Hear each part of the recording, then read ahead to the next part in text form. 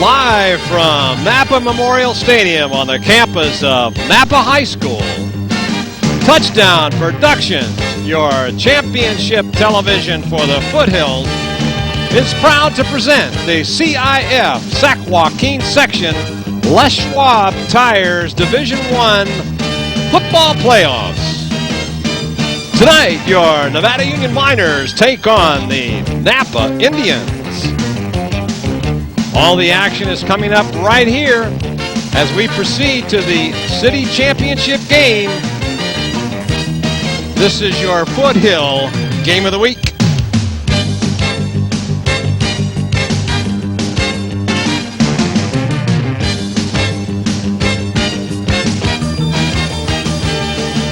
Hello, everybody, and happy Thanksgiving. Marty Mortensen along with Jim Adams. Happy Thanksgiving weekend to you, Jim. Hey, thank you there, Marty. It's a pleasure to be back here with you. And we'd like to welcome everyone to the second round of the playoffs between the Nevada Union Miners and the Napa Indians. I'm Marty Mortensen along with our football analyst, Jim Adams, our producer and director, Gil Dominguez, and, of course, the rest of the Touchdown Production sports team. And, Jim, it wouldn't be Thanksgiving without a little playoff football. That's right, Marty. Happy Thanksgiving to you as well as to all of our fans who are watching us throughout the network. And you're right, the Miners are used to playing football the day after Thanksgiving, but for the past few seasons they were fortunate enough to play it at home. But this is an unusual season which finds them on the road throughout the playoffs. And tonight they are the guests of the Napa Indians, who got past a very good Grant team last week by the score of 40-34. And the Miners are coming off a big emotional win in round one of the playoffs by beating the undefeated Jesuit team 21-20. And Jim and I want to thank Pete DeFore and Ron Waskelly for covering the game for us down at Jesuit. So as the teams continue their warm-ups, let's pause and remind you that the Miners' road to the section title is being underwritten tonight by Liberty Motors and the new Liberty Motors in Auburn. Liberty Motors is your local Dodge, Chrysler, Plymouth dealer and is proud to display the Motor Trend's SUV of the year, the 2004 Hemi-powered Dodge Durango, only at Liberty Motors and Liberty Motors Auburn. Hanson Brothers Construction and HB Rentals. HB Rental Manager Craig Arthur knows you have a lot of work to do before winter sets in, so he has a variety of tools on hand so you finish those projects at the right time of the year. Hanson Brothers Construction and HB Rentals. Mike Bratton, State Farm Insurance and Financial Services. State Farm Insurance agent Mike Bratton is proud to offer you a variety of insurance products for your auto, life, and health to protect you, your family, and your investments. Mike Bratton, State Farm Insurance and Financial Services. Placer Title Company. Sally Vigil and Larry Ingersoll remind you that Placer Title offers you full-service title and escrow service and now has 2 locations to serve you in Grass Valley and the new office in Bear River in the new Combi Center next to Long's. Placer Title Company. Paulette's Country Kitchen. Paulette and John Rickard offer a traditional country-style breakfast every day of the week with a complete and varied menu including breakfast and lunch served all day long, and offer all those homemade pies for your holiday celebrations. It's Paulette's Country Kitchen. Grass Valley Glass. Shauna, Marty, and NU linebacker coach Curtis Sowen can provide you with one-day windshield replacement or repair and work with most major insurance companies to get you back on the road in just a few hours. Grass Valley Glass. And by Touchdown Productions, championship television for the Foothills since 1997. Thank you for joining us tonight, and be sure to tune in every week as we follow all the local football and volleyball teams throughout the playoffs on our Foothill network of stations, ACTV Channel 20 in Auburn, Seabridge Connection at Channel 23 in Colfax and Alta Sierra, NCTV Channel 11 in Grass Valley and Nevada City, and our newest station, Lake of the Pines, Channel 7.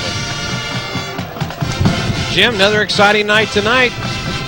Little 2-hour drive down here to Napa. Beautiful field and nice stadium. Big crowd out here. What do you think so far? You know, it is a beautiful setting for a game. The pre-game forecast is rain at some time throughout the night. This field is perfectly groomed, and we've got two teams that are ready to play. Nevada Union enters into this game. They are loose, they are relaxed, but they are intense and focused. And one of the things that Coach Humphers made a point of saying prior to the game is, we're taking care of the football tonight. And that really blends in with some of the keys to tonight's game. And Marty, you take a look at this field, it looks like it is artificial turf. That's what I thought it was when I walked in tonight. You know, we had a chance to walk on it today, and it is one of the most manicured fields that you'll ever see. Napa plays on this, but Vintage also plays on this field. So every weekend you have one of the two Napa High School teams playing on this turf. The groundskeepers are to be credited for doing a great job. Marty, Nevada Union definitely has some keys tonight, and what will it take for them to win the game? Well, I think that from my vantage point there are 4 keys. They need to play 4 quarters. They have yet to show their best 4 quarters of football this season, and tonight would be a great night to exhibit that. Number 2, limit the turnovers. In fact, I'd like to say no turnovers. Last week they were betrayed on many occasions by the turnovers, but were fortunate enough to be able to succeed. Number 3, control the ball.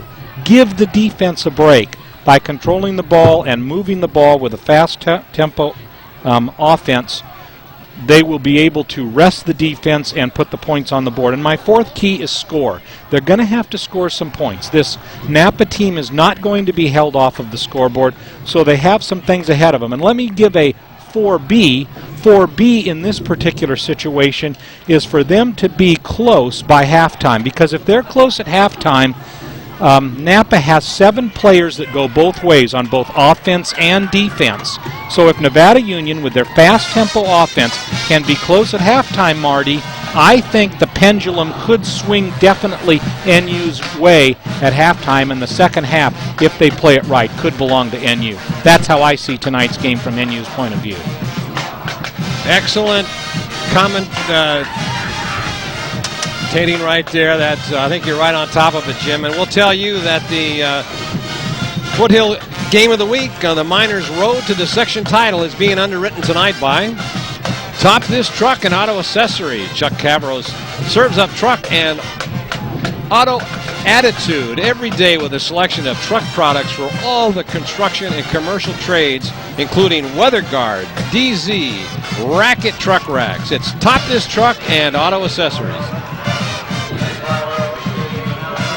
Landcraft Landscape Construction, Homecraft Building and Design. Tony Barros and Brian Foster can provide you with all your home design needs. Tony specializes in creating custom outdoor living spaces, and Brian remodels your fine custom home. Landcraft Landscape Construction and Homecraft Building and Design. Smiley Services. Smiley Services helps Nevada County families with a smile and specialize in check cashing for people with no checking accounts. They feature money orders, faxes, cash advances. When life catches you by surprise, it's Smiley Services. A&A Physical Therapy. Physical therapist Walt Abbey has been treating and training with NU athletes for over 20 years, specializing in jumping and agility training called plyometrics, and loves to support NU football. A&A Physical Therapy. Beam Easy Living Center, the 5,000 square foot showroom at the Beam Center is ready for you to explore, and the Beam Center staff takes time to explain the latest audio and video components in home theater, audio, plasma TV, so you can make the right decision. It's Beam Easy Living Center. MBI Landscape Supply. MBI Ready Mix has a new neighbor. It's MBI Landscape Supply, located across the street on Central in Colfax.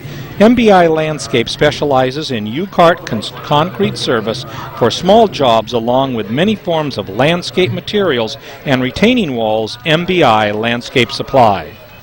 And by Touchdown Productions, celebrating our 8th season televising high school football. This is Marty Mortensen along with my broadcasting partner Jim Adams saying thank you for inviting us into your living rooms tonight as we continue to bring you all this exciting playoff football right here on your Foothill Game of the Week on our Foothill network of stations. Well, Jim, there's a good shot of this beautifully manicured stadium as the captains are going to be coming out to the center of the field to meet with the referees. Nevada Union has just gone off the field again, so they'll be coming in, and we're right under the air horn here tonight, Jim, so it's going to get a little noisy. Well, let's hope that it really does get noisy. We've got a good contingent of NU fans here tonight, and I believe that we're probably in for a good showdown tonight because Napa comes in with a very strong team. Napa's offense runs through 2 players. Number 6, their running back, Andre Lamoureux, he has 1,498 yards on the season, 150 points. Now, here's the interesting part about their offense. Their quarterback, who's also outstanding, is number 4, Kevin Robledo.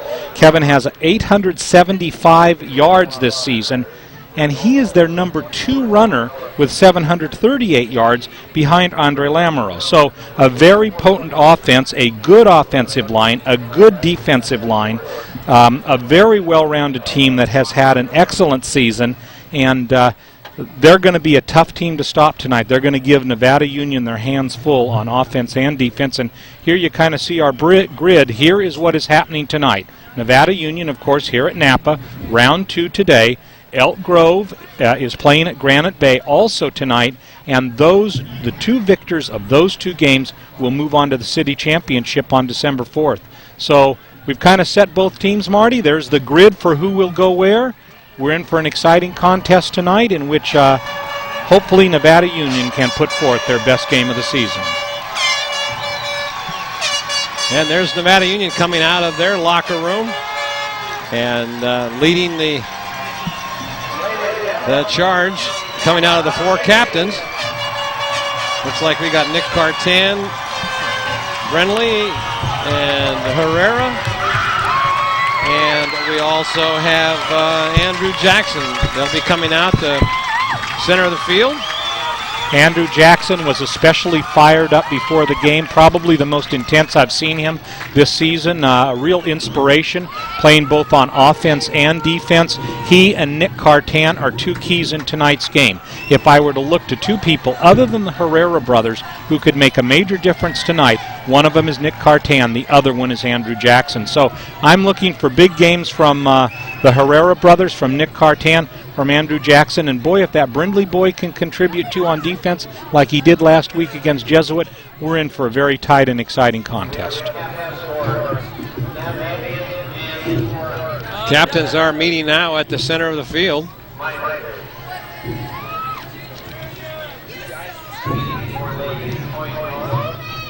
And there is Nevada Union down in the northern goalpost side of the field. And here's the coin toss. Over here on the Napa sideline, Mr. Karan Richardson will be your alternate tonight. In the middle with your linebackers will be Mr. Bazanson. Good luck, gentlemen. Deep with your defensive backs will be Mr. Galvin. Good luck, guys. And over here on the NU sideline will be Mr. Gilbert. If you have any questions, guys, ask us. We'll answer them as best we can. Captains, do you have any questions before we get started? Okay, visiting team here, correct? You're the spokesman, is that right? Yes, sir. You're the spokesman over here for Napa? Yep. That's the silver dollar, sir. That is the head. That would be the tail, right? That is, sir, the tail, correct? That would be the head. I'm going to let you call it. Call it now so Mr. Bazanson can hear it, please. Call now. Heads. You called the head, is that correct? Yes. You called the head? What is that, sir? Heads. That's the heads? That's the head. You've won the coin toss. You want to defer to the second half? Yes. You kick, receive? Want the ball received. You want to receive. You'll be kicking. Which way would you like to kick, sir? Let you kick that way. You want to kick that way? Okay. NU, your back goes over here. Napa, your back goes over here. Okay, Nevada Union, you serve. We're going to kick this way here. Napa, you're going to receive here. And you receive. Come together, guys. Have a good game. Nevada Union won the toss. They deferred.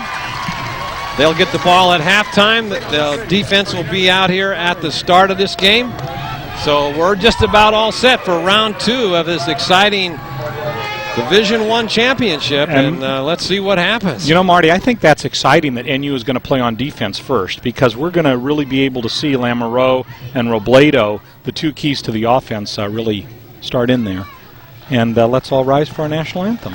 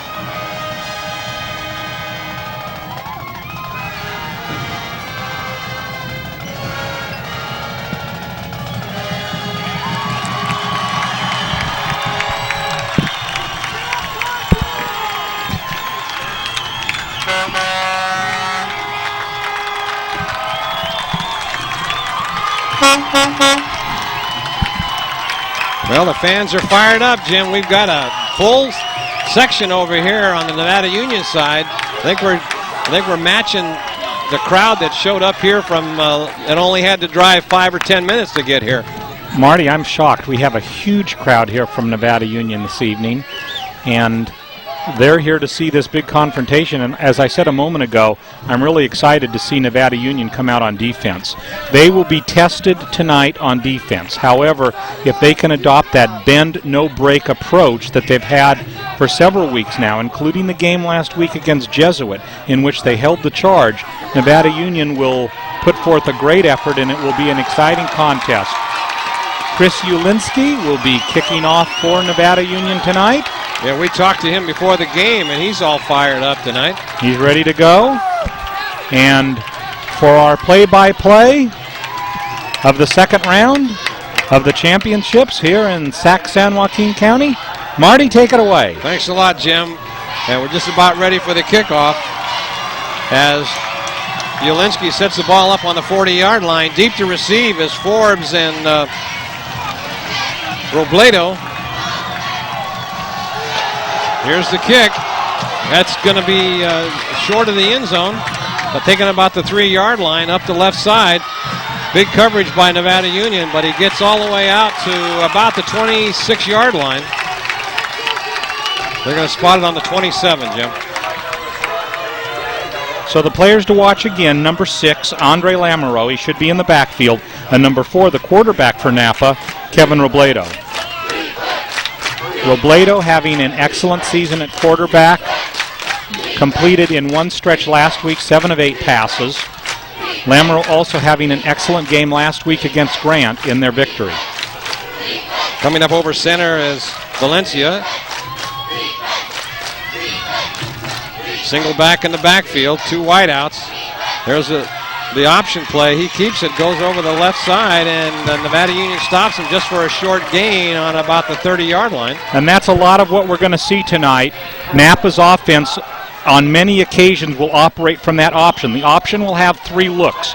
One will be the run, as you just saw there, where Robledo kept the ball. The other one will be the pitch, and the third one is be careful, because watch for Robledo to throw the ball while on the option. Robledo now over center, single back, going back to pass, looking for a receiver. Nobody there. Good rush by Nevada Union. That ball hit the ground. Brenly was in on the stop. That was intended for Andrew Frazier.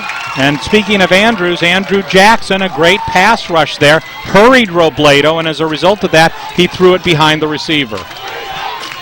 The receiver was open just for a short period of time, but good defensive pass rush by Nevada Union. Spread formation, single back in the backfield. In motion is Lemieux. On the left side, he'll get a first down as he takes the ball up to about the Lamoureux on the carry. He'll be short. It'll be short. It'll be 4th and 2, and let's see what Napa will do in this situation. You would think early on they would probably punt the ball. Now they want to, looks like they're going to call for a measurement. NU player is injured. Let's see who that is.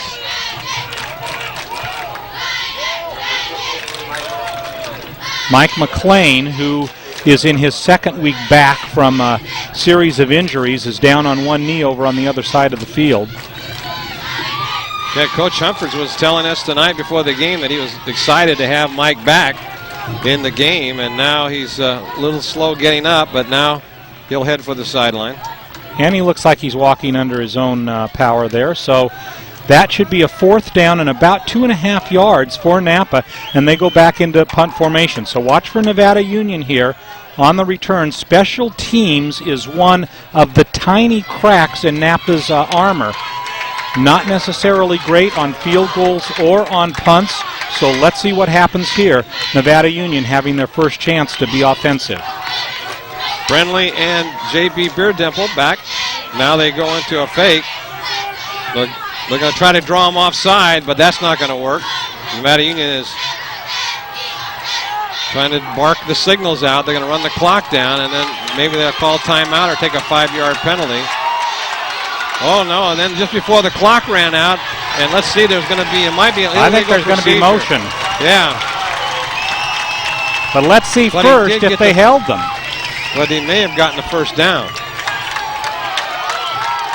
And I think maybe what happened there is he pushed the center forward before he left, so there was movement on the play. And let's take a look at the replay here. Take a look at what, well. That was pretty quick. That after waiting all that time. And here you can take a look at it. Watch him before the ball is snapped. Watch what happens here. You'll see the movement.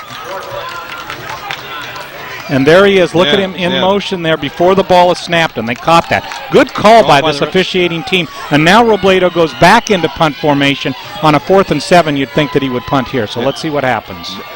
Brenly and JP. Good rush by, nice kick. And there's a fake, and coming around the left side, he gets by one man. He can go. He's down to the 40, the 30, the 25. A good block by Cartan. He's going to go into the end zone. Touchdown, Nevada Union. Now there's a penalty for celebration. What a block he picked up. Cartan, he turned the corner here, and Cartan leading the block. What a play. Nick Cartan was a key on that play. As he went upfield, he needed one more block, and Cartan delivered him to the outside. He went to the inside, and it's 6 points for Nevada Union, and I'm pretty sure this touchdown will stand. Yeah, because it was only the kicker and Cartan going down into the end zone. So there shouldn't be any, there might be a penalty for celebrating. Whoa. The referee falls down. They're fighting it out. What happened there? He just tripped. Let's see what the call is going to be. What the call is here. So it may be I would think it might be a long extra point for, and they're marching it off. It'll be a long extra point for Chris Ulinski here. And with that said, great 6 points on the board, but they're going to have to be careful of those situations where they make it more difficult for the extra point there. Well, I think if we show the replay on the television here for that run back, you could see the celebration on about the 25-yard line as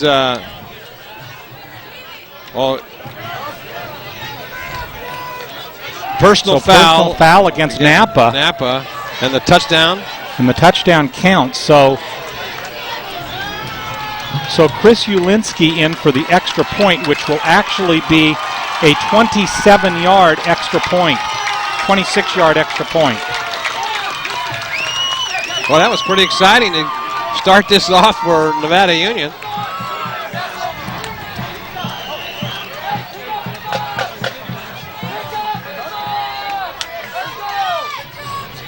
Here's a snap. It's up, and it looks like it's good. All right. Nice, strong kick by Chris Ulinski. Big extra point by Ulinski there. Big difference between 7-0 and 6-0 in this contest. Marty, we've got 10:33 to play here in the first quarter. And take a look here. Excellent play by Nevada Union. As the ball is they do that little fake right fielded there. And take a look right here. Look at him cut in on that inside block there. Hits that hole. And now all of a sudden he's got nothing but open field. Now watch Cartan. Cartan is number 11. He has one man left to block. He looks at who he should hit. Now watch him take the punter to the outside. And there's the cut to the inside. So James Brindley on that run and then takes it into the end zone. Yeah, there's a celebration right there as he went into the end zone. That's what cost him the unsportsmanlike conduct. So celebration. So 7-0 NU. And I guess at least initially, Marty, Nevada Union could not have scripted a better start. No, that was excellent. They held on third down. Napa tried a specialty play that didn't work, cost him 5 yards, and then on the little fake reverse on that kick, right down the sideline. So Ulinski, as he did a minute and 27 seconds ago, is poised to kick off again for Nevada Union. Let's see if he can put this one into the end zone.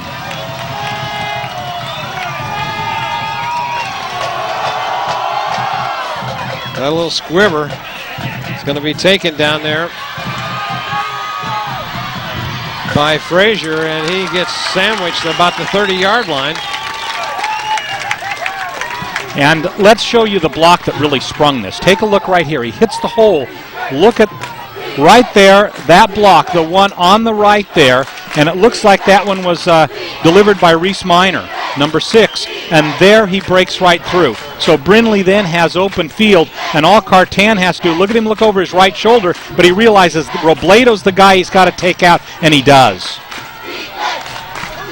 So back to live action here, Marty. 1st and 10 for the Indians. Robledo now tries to hand off. Nevada Union stuffs him right at the line of scrimmage. Boy, Nevada Union's fired up. I think this is the most we've seen them on defense at the start of a game. Well, and they've got to carry this momentum here as you take a look at an incredible gang tackle here. Lamoureux again gets the call. Well, in this case, no, it wasn't Lamoureux. It was Christians. Christians takes the call on that particular play. And look at how the pile just drives him backwards. And that'll bring up a 2nd down and 6. Spread formation. There's a quick handoff up the middle, but it's stopped right there. No gain. Scott Baldwin in on that initial hit.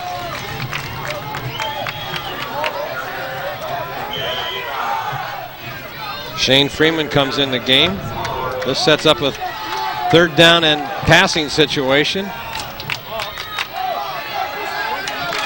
And it will be important for Nevada Union, as they did in the first series, to get a good pass rush on what appears as though it would be a passing play.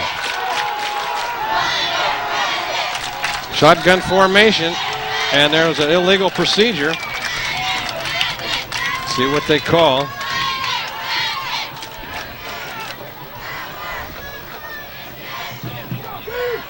Might have been Nevada Union jumped offside. Let's see what they do. They're going the other way. Illegal procedure. It was. That takes it back 5 yards. It'll set up a 3rd down and about 9.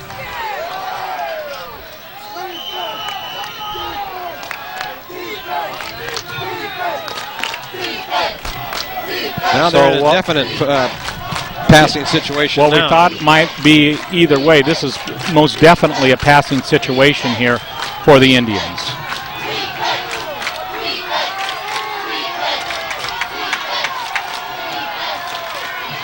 in motion, and now back to pass. Oh, beautiful catch. Did he make it, or did he? They're going to give it to him. Yes, it is. He bobbled it just for a minute, but right over the center. Goes for big yardage, first down to the 42-yard line. And that play was defended well by Nevada Union, but a perfectly thrown ball. Here's Robledo over the middle, a good pass rush on him. Now watch, just in the seam there. Makes the catch, bobbles the ball. Even when he comes down, boy, he pretty much comes down on that ball and then bobbles it a few more times before finally holding on to it. It is ruled a reception, 1st and 10. There's a quick handoff over the left side. That goes for big yardage. That was to Lamoureux again. Reese Minor comes into the game for Nevada Union. That sets up, that was about a 9-yard gain, so it's 2nd and 1. That was a big 3rd down play, 3rd and 9. Yes, it was, 3rd and 9, and they pass. converted in those situations.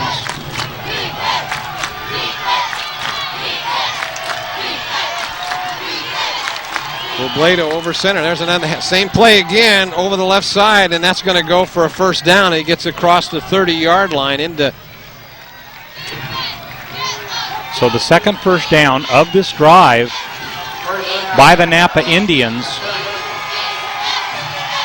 Lamoureux carrying it most of the way with that one pass there. And Nevada Union is definitely going to have to watch now. I would imagine let's watch for the option play by Napa on maybe the next 2 plays. Two backs in the backfield. There's a handoff up the middle again, and he fumbles the ball. And let's see who gets it. No, he looks like he got it himself. No, coming up with the ball was number 86 for, that is Josh Potter. Nevada Union was kind of lucky there. He fumbled it backwards and then recovered it. And he got about a 2-yard gain on the play, so that'll bring up a 2nd down and 8. Good run defense so far by NU.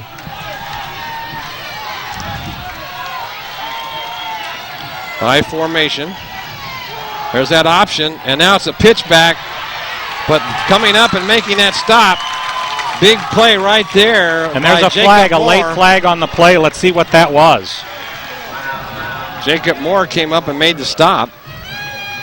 I think they will call a personal foul against Nevada Union for hitting the player out of bounds, and it is. Oh, that's too bad. That was a big play by Moore.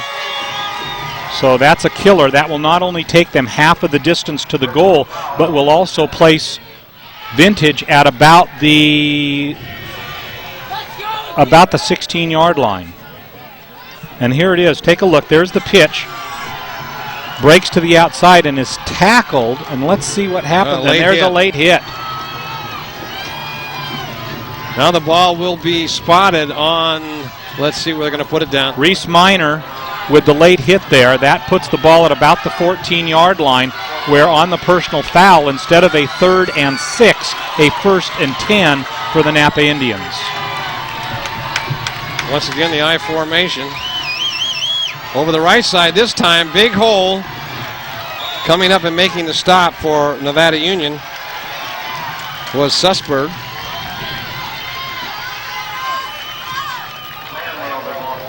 And that'll take the ball to about the 9. And that will make for about a 2nd down and about 4 yards to go. 6 minutes to go here in the first quarter. Nevada Union ahead 7-0, but the Napa Indians knocking at the door. Spread formation. There's that quick handoff over the left side, and that'll get down for down to about the 5-yard line. And you know, Marty, the good news is that Nevada Union leads 7-0. The bad news is that the Nevada Union defense has been on the field for they've been on the field for every play so far. Nevada Union's only score coming on a punt return for a touchdown. So 3rd down and about 2 on the play here for the Crushers. Nevada Union has to come up big on this third down play. And he takes it himself. He'll pick up the first down. And this, even though we're playing this is the Indians playing. What did I say? Did Crushers. I say Crushers? Yeah. they both play here, but the Crushers are home watching listening to the game on the radio. I knew I'd do that before the broadcast was over tonight. Yeah, both teams play, both high school teams in the area play here at this beautiful stadium. So now they have first and goal on about the 3-yard line.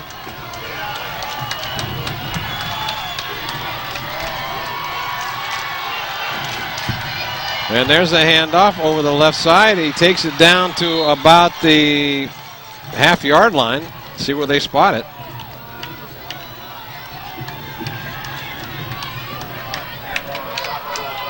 About a 77-yard drive right now for Napa that has been relatively smooth. They were only aided by the personal foul on that one play that would have brought it up third down. Second down and goal from the 1-yard line. High formation, hand off the second man through. He's going to go in for a touchdown. Let's see if they give it to him. Yeah, they do. Touchdown, Napa. Now they have a chance to tie this ball game up. They do. I'd like to have you key on a couple of things during the point after touchdown. Number 1, number 11, Nick Cartan. Watch for him to shoot the gap. Number 2, the PAT team for Napa has a kicker that is left-footed and usually has a lower trajectory. So let's see what happens here. Lyndon Flower, and he gets it up, and it's going to be good. Not much of a leg, but he gets the job done.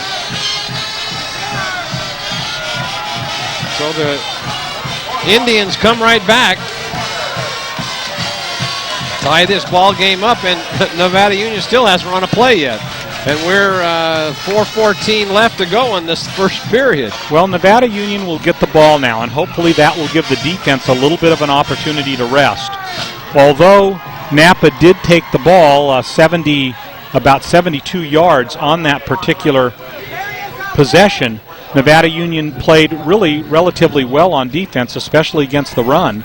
The 2 plays that did them in, the long pass on a 3rd down and 10, and then the personal foul that instead of having the ball with a 3rd down and about 5, took it to a 1st and 10 inside the 15.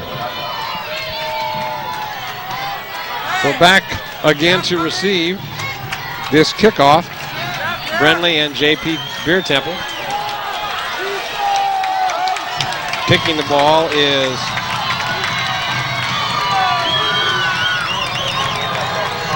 that looks like number Luis 32.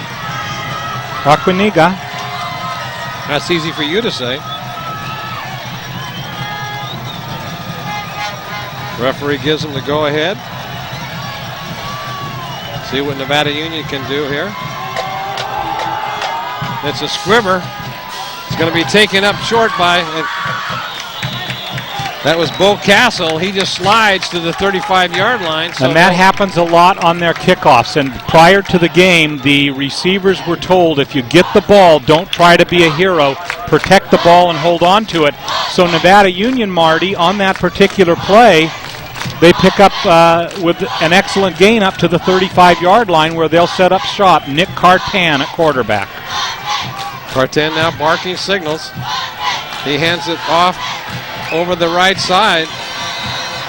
He tried to pass it over there to Chris Potter in the right flat. Our first 4 plays of the game on this particular play. Let's take a look here as Herrera should run it to the right side off tackle. So let's see what happens here. Hurry up offense for Nevada Union, fast tempo offense. Well, I was fooled by that first play. And now we've got that handoff to Herrera up the middle. Rich picks up a couple yards. That'll bring up 3rd and long. And this was also scheduled to be a run over the left side. But let's take a look. Josh Noxon, who was coming out of the game, stays in the game. 3rd down, and then Cartan rolls out. He's got a man open. He overthrows him. He had Noxon just overthrow him. He was open, and now Nevada Union will have to punt after getting great field position to start this drive. 2 passes that go incomplete and a short run by Rich Herrera, and now they'll be forced to punt. And the other bad part about it is after 3 plays, the defense will probably be back on the field again.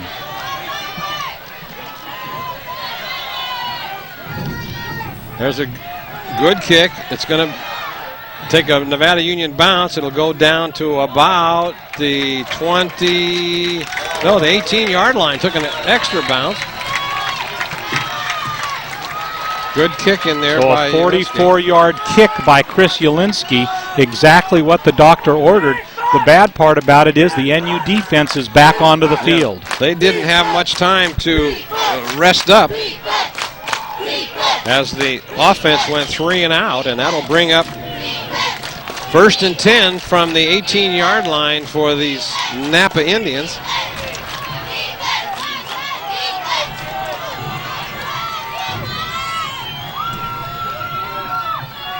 One man in motion, and it's now they'll have an illegal procedure. No, I think maybe that will be offsides against Nevada Union. Let's see, maybe they were drawn off. Let's see what they... Yeah, they're going to step it off against Nevada Union. Offside. That'll bring up 1st and 5.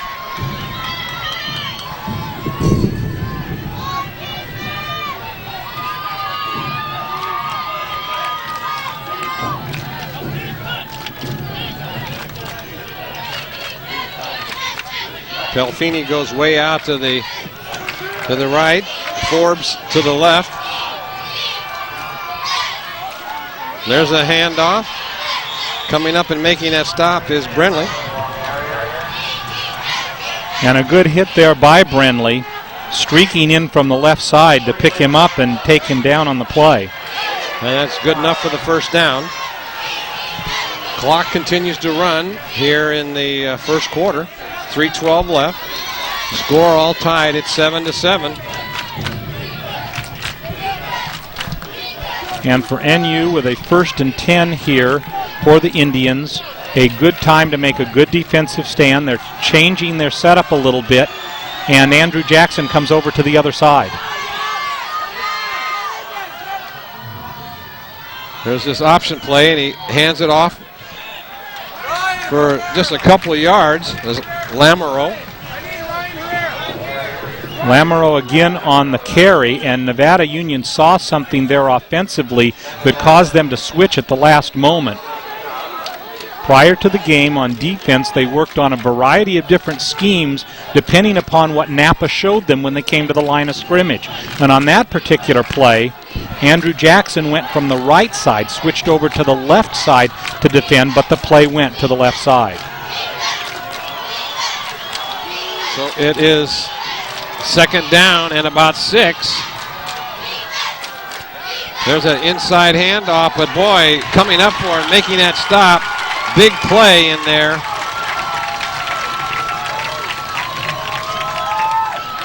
That was Andrew Jackson. They ran right at Jackson on that particular play, and if you take a look there, look at where Jackson is. You can see him right on the left side of your screen there. Now watch it come right over at him. Look at him react. First off, he's almost blocked out of the play. Comes right back over to make the play and sets up a 3rd down and about 4 yards on the play for Napa. Big 3rd down for the defense here for Nevada Union. Going back to pass. Quick rollout. Oh, it's right up the middle. He had his man on that quick pass over the linebacker. And Danny Forbes on that play for the Napa Indians with a big gainer there. Takes the ball down to the 46 of Nevada Union. They are again in Nevada Union territory. 1st and 10 with 1:19 on the clock.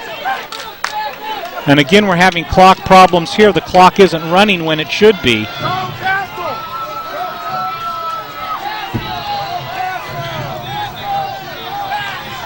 That's a lateral.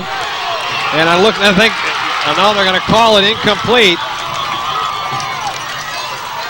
Andrew Moon recovered it, but boy, that sure looked like it was a lateral to me. Well, I think it was a forward pass, Marty. We might be able to get it on that same camera that we're on right now. Take a look. Boy, that is a lateral pass. That was backwards. Look where he was. That was a lateral. Boy, the referee missed that one. No question about that. Look where he was standing. Look where the ball was. Big break for the Napa Indians. Single back, a handoff over the left side, and it picks up about 4 yards. A good hard tackle. Again, Andrew Jackson in on that play. And here, let's take a look. Okay, look, he's standing. There he is. He's at the 48, and look at that ball. Let's see where he receives it. Well, look at that, Marty. It could have gone either way. It looks like it might have been a forward pass there. But look, he's right there on the 40. But the ball, it looked like, was inside the 48. That's right. It certainly was. So, but it was on the 49. 3rd down and 5. Pass defense needs to hold strong in this particular situation. Oh, and they run it, but they're going to come up short of the first down. They get the ball. It'll be spotted almost on the 35-yard line. And I think on the second effort there, Marty, I think he has picked up the first down. Let's take a look. They're going to have a measurement on the play.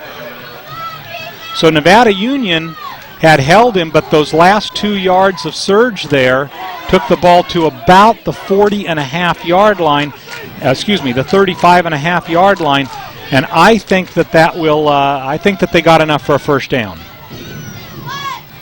Well, the chain gang is going out onto the field, and they'll get a measurement here, and they're in four down territory, I would think, here, as Nevada Union took the last kickoff on their own 35 and were unable to move. They'll stretch the chains out, and they do make it by half to football. Good call, Jim. So the Napa Indians continue to drive as they took this ball on their own 18-yard line. They are now on the Nevada Union 35.5, where it'll be 1st and 10 here with 17 seconds left to go in this first quarter. This should be the last play of the quarter if they get it off. Looks like they will. There's a handoff over the right side. He runs into his own man. But picks up 5 yards on the play, takes the ball to almost the 30-yard line, about the 30.5-yard line, and that's where the first quarter will end. 7-7 tie, but the Indians are threatening to put some more points on the board. They are moving the ball well. They are wearing down Nevada Union's defense. And Nevada Union is going to have to find a way in the second quarter to have the Nevada Union offense spend more time on the field and the defense spend less time on the field. You know, though, as I said in the pregame, the one thing that I would feel good about is if NU could be close at halftime, Napa with 7 players that go both ways, which means plays on both offense and defense, may tire a little bit more in the third and fourth quarter. And Nevada Union last week played an extremely strong second half. So if they can stay close after 2 quarters, then in the second half, if they played as they did last week, they could have the edge. So let's see what happens. We've got 12 minutes in the books. The second quarter is about to begin, and Nevada Union in a 7-7 deadlock. You know, Marty, one of the things that's interesting, though, is that the offense only had 3 plays there in the first quarter.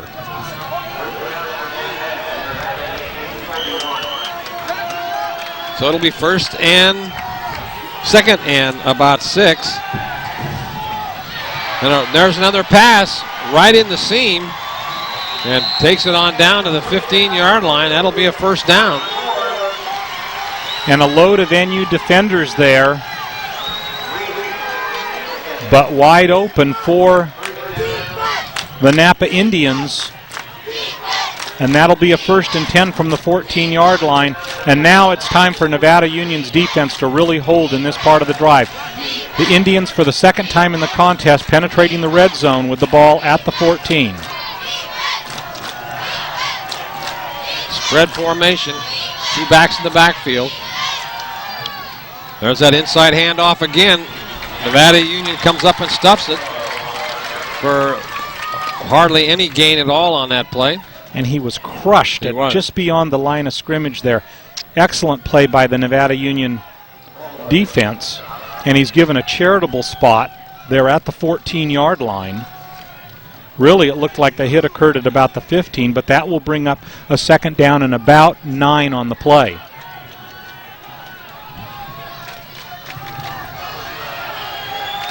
Nevada Union in need of a big play defensively here, maybe causing a turnover. There's that handoff right up the middle, but going nowhere on the initial stop was Shane Freeman, bringing him down for just a short gain. And Lamoureux again carrying the ball there, number 6. Lamoureux is a 6 foot, 177-pound senior. They haven't been able to hold them yet, but you know, this Nevada Union defense is often a bend-don't-break defense. With that said, the biggest play, 3rd and 8 of this drive, is about to unfold. Single back in the backfield. Boy, fumbles the ball. He's got a fall on it. He pulled out away from the center a little too quickly. Dropped the ball, and that'll bring up 4th down and about 9. So 4th and 9. And let's see what happens here. It looks like they at least are going to show that they're going to try a field goal.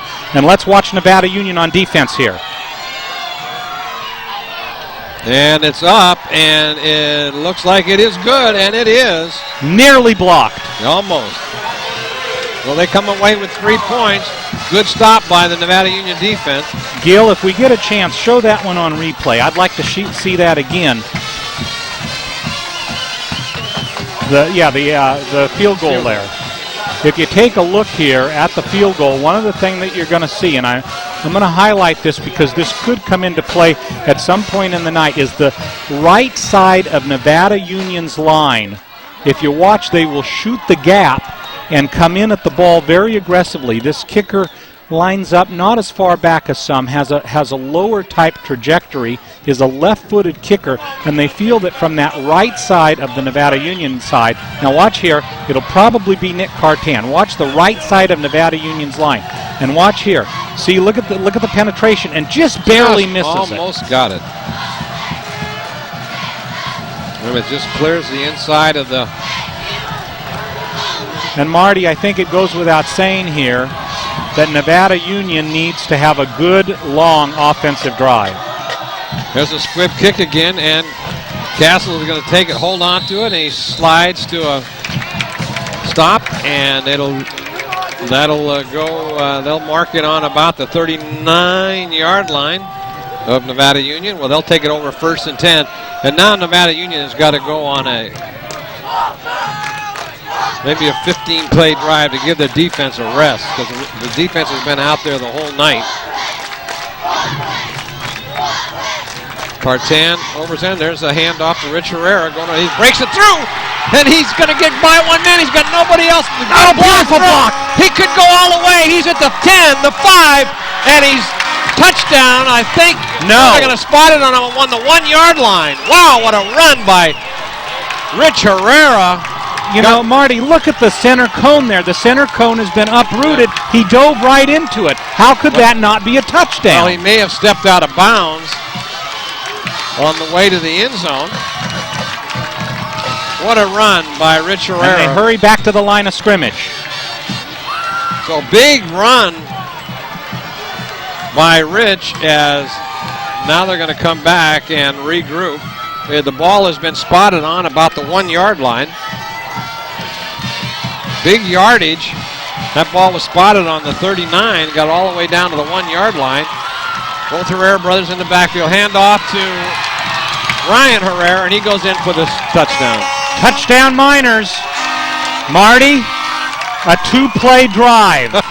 Well, the defense not going to get much rest again. It doesn't do much for the defense, but you know, the last I heard, you've got to end the game with more points than the opposition. Right, good point, Jim.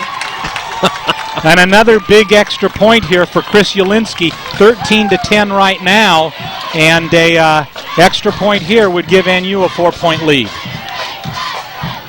Good snap. Cartan gets it down. Ulinski gets it up and through. He's got it. Well, that was quick. Here's that run.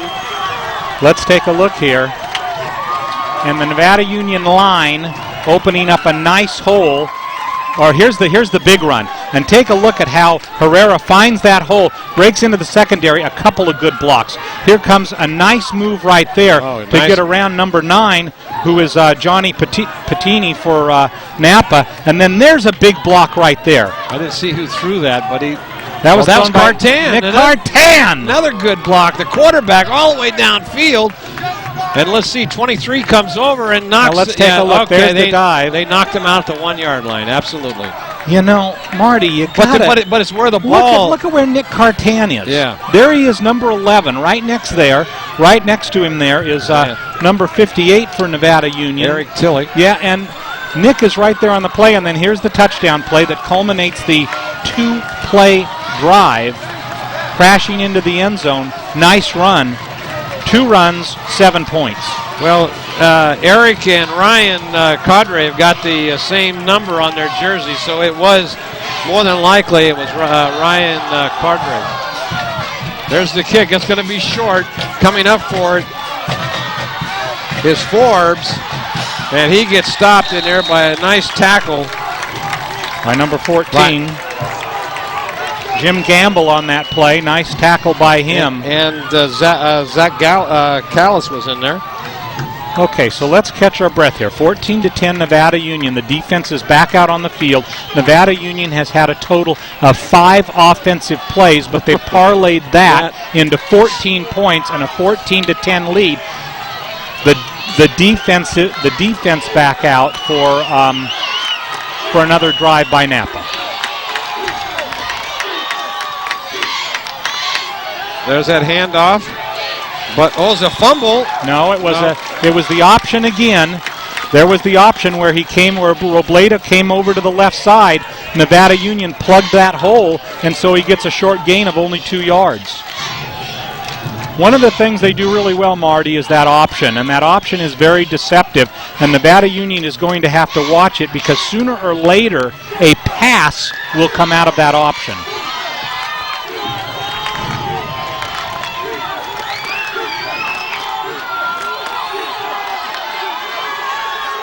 All right, they're ready.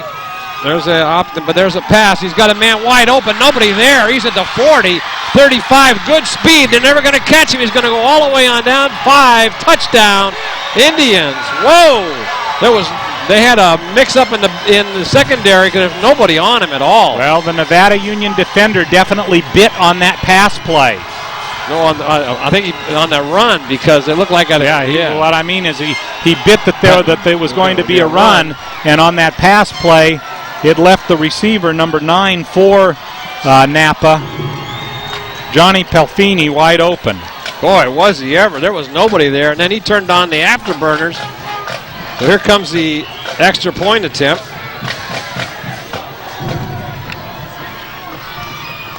It's up, and I don't know. Oh, let's see what they... No good. I didn't think so.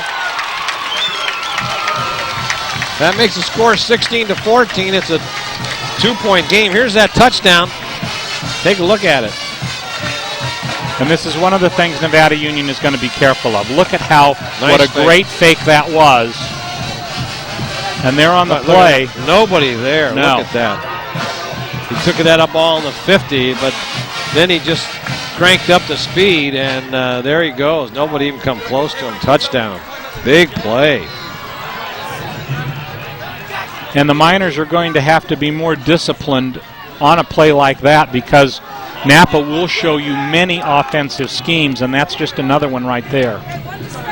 Well, Robledo tucked that ball right into the running back's stomach, kept it there, had plenty of time, pulled it back out, and then just lobbed it to the open receiver and going in for 6 points, and there's your score, 16-14 now the score. So back to receive again now is Beer Temple and Brindley. Let's see if they squib it again. Yes, they do. And this time it gets by Strong, and who picked it up? Looks like JP picked that ball up and got it out to about the, let's see, he stepped out of bounds about the 22-yard line. So an effective kick there, where they did get it by Strong, and it got back to JP Beer Temple, but by the time he finally picked it up, the kickoff team for Napa was on top of him. So 1st and 10 for Nevada Union, Nick Cartan at quarterback. Boy, Ryan Herrera fooled me on that handoff. Good faking in there. That goes for about 15 yards, and that'll be a 1st and 10 for Nevada Union.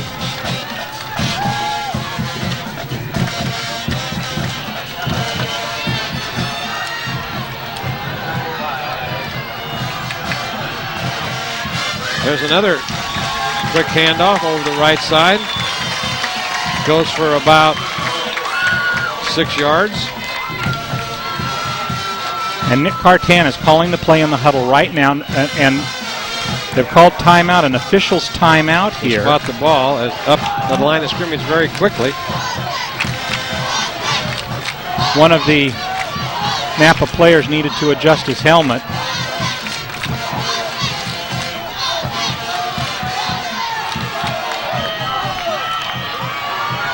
In motion is Herrera, fakes it on the inside handoff over there to Potter. He's going to over the left side.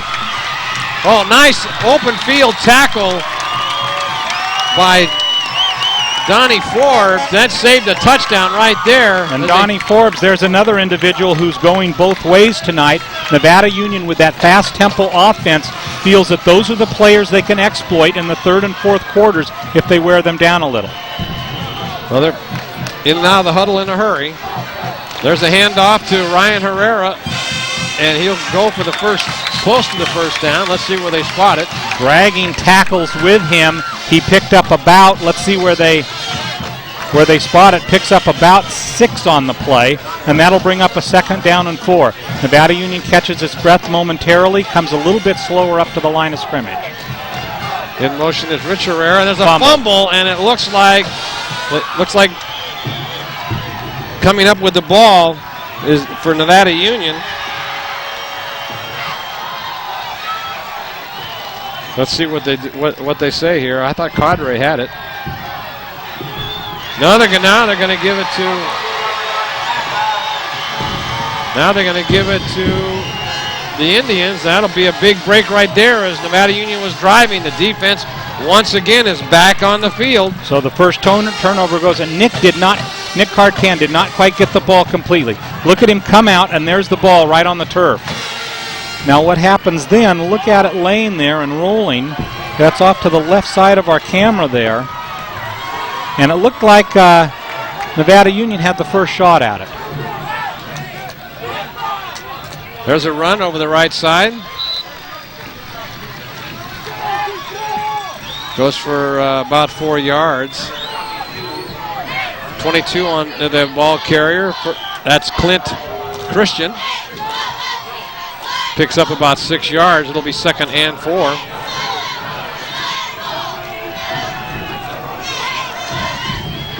Jacob Moore, closest to us here, is going to have to be careful for an upcoming pass play possibly. Oh, good play in there by the linebacker.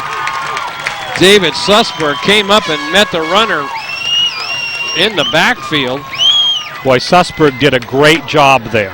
One-on-one, just met him with a full head of steam, drove him backwards. A big 3rd down and 4 play. Crowd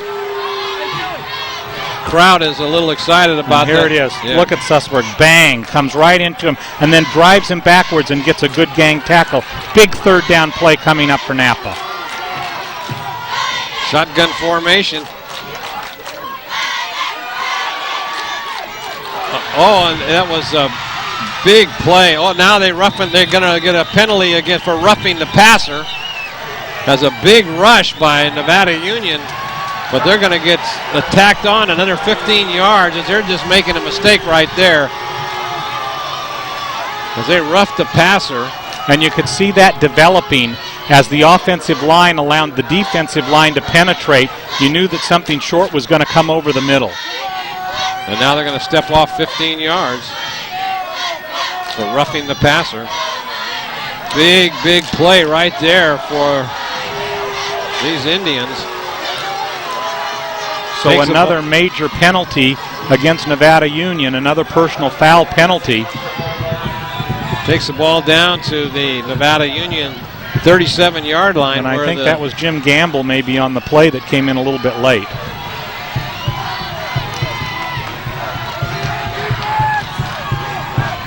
Now there's that fake handoff again. The quarterback keeps it and goes over the right side, gets knocked down on a good open field tackle by Sussberg again.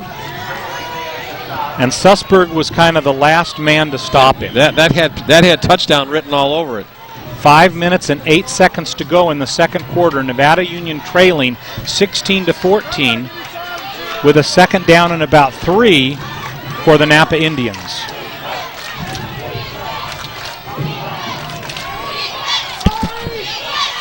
Now they're going to call a timeout, referee's timeout.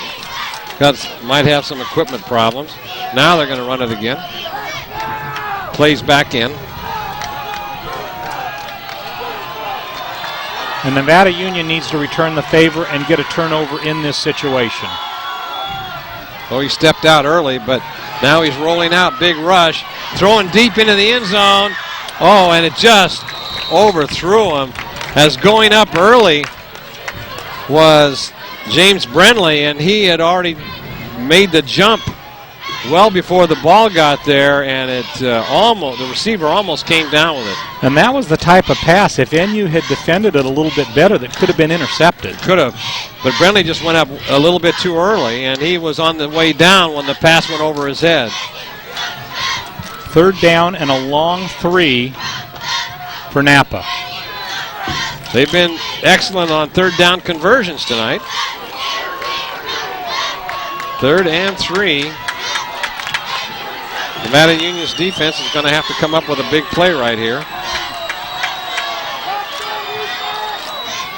There's a handoff, and they may stop him as coming up to make the stop. David Sussberg. I don't think he made it. It's going to be a 4th down here. But they're in four down territory. Yes. They're not going to try a field goal from there, and if they didn't quite make it, they'd gladly turn it over to Nevada Union in that situation. So I'm sure we're going to see an offensive play. Oh, and once again, Mike McClain is hobbling on his right ankle, looks like. It's going to be 4th down and a short 1 for Napa. So if Nevada Union is going to hold Napa, they're really going to have to earn it on this 4th down play. I would imagine that you're going to see the ball go to Lamoureux and maybe even see him pound it right up the middle, you would think. Mike has taken a beating tonight. He's given it his all. Second game back after being injured. Coming in is Jacob Moore.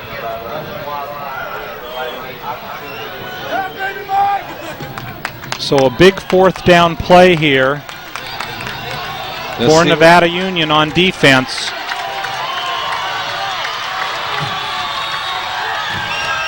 He takes it himself. I think he got it. The pile pushes him even further forward. His forward progress, Robledo possibly picks it up, and Napa gets it.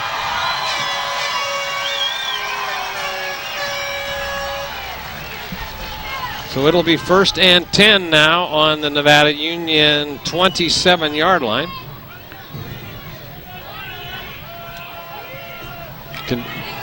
Indians continue to drive.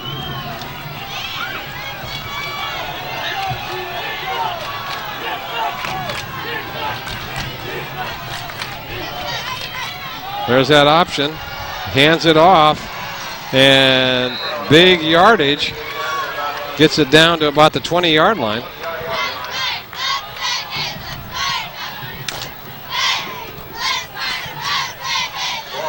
.323 to play in the second quarter. And I'm sure that the Nevada Union defense will be glad when halftime comes so that they can catch their breath. This will be a second down and about 3 yards to go for Napa.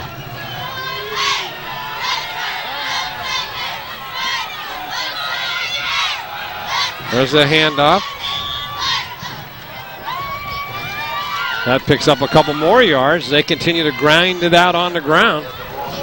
And I think that'll be another first down for the Crushers. Let's take a look, for the Indians. Well, they're acting like the Crushers. And it is first down. Because you got to remember, by the third week in the season, the Napa Crushers came up to play Nevada Union, and that was the first loss of the year for Nevada Union.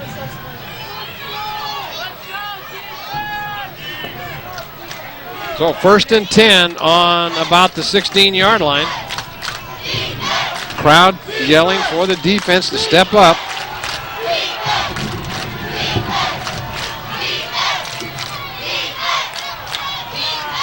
Big hole opens up once again. Lamoureux carries the ball down to about the 10-yard line. That'll bring up about a 2nd down and 2. And Lamoureux and Robledo beginning to pound holes in the Nevada Union line, especially up the middle. I don't think we've seen any team so far this year run up the middle on this Nevada Union defense. Once again, Lamoureux up the middle. And let's see what kind of a spot he gets on this particular play. It's 3rd down. They're going to mark it and about... He only got about a half a yard on that play. About the 4.5 yard so line. 3rd and 3. No, it's on the about 9.5 yard line. Yeah, so about 3rd and 2.5, 3 yards to go for the Indians. Big defensive play right here for Nevada Union. So it's an option. He's going to keep it, but I don't know if he made it or not. He got down. Let's see where they spot it. And it's 4th down. Yes, it is. So let's see what the Crushers do here. Let's see what the Indians do here on 4th down. Will they go with that quarterback draw again? And Robledo is looking to the sidelines to see what they want to call in this situation. He's over there with the coach. He's been over there a long time. I think they're going to have to call timeout, and they do. They do. So 4th down and a yard in this situation.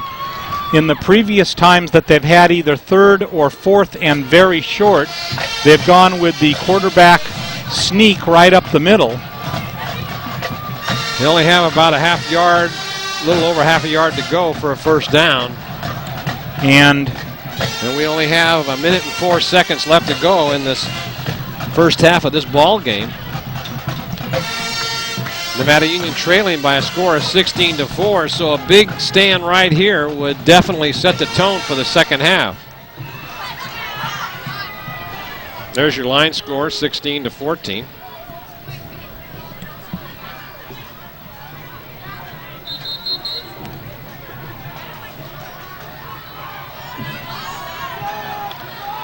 And for Nevada Union, if Napa decides to go for it, which you would have to think that they would,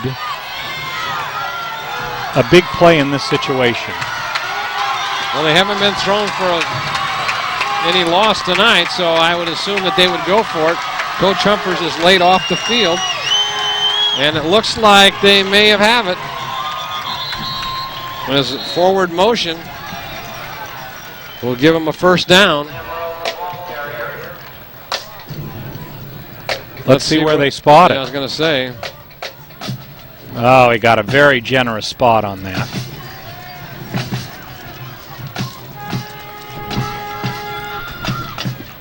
And looks like they're going to do a measurement here, but I think with the spot that they ended up getting, and I would love to see the replay, especially if we had it from that camera angle, I think with the spot that they got that they'll have enough for a first down.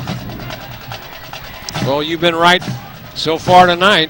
Initially, I thought he was stopped closer to the 7 than the 6, but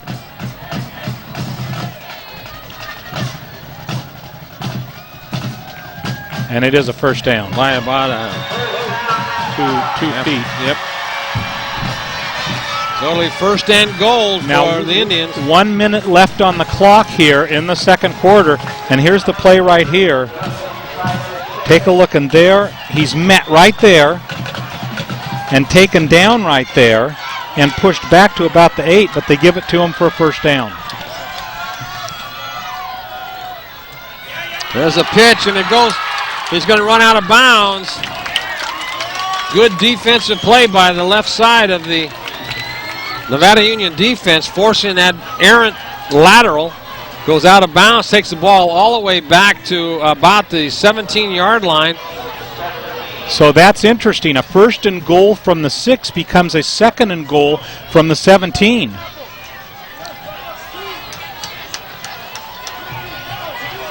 Quarterback was really rushed on that by the hard-charging left side. And that's what they're going to have to do on that option.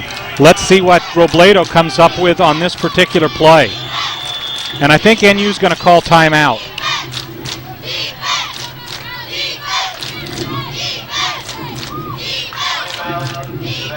Yes, Nevada Union takes a timeout there.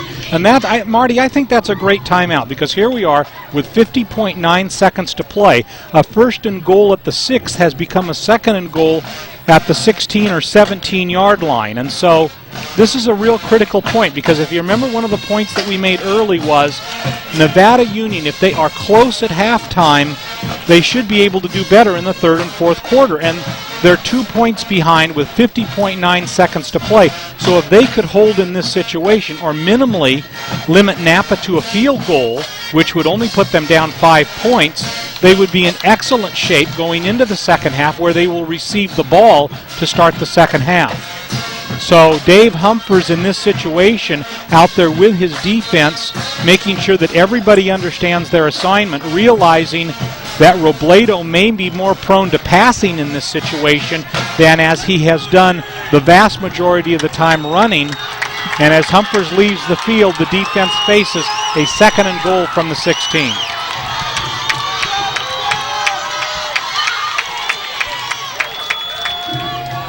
Rolling out, he got a pass over the middle. Let's see. And it's incomplete. Good defensive job by Brendling.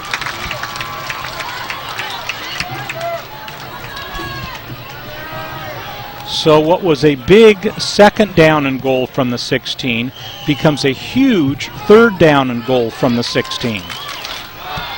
Obviously a passing situation in which the pass defense needs to rise to the occasion, much the same as they did 1 week ago against Jesuit. 2 wideouts going back to pass, looking. Big pass rush. Now he's going to throw it. Oh, coming up and knocking that ball down on a great defensive play is Jacob Moore. So great play there by Moore. Let's see what Napa will do. And I think they're going to send in the field goal team.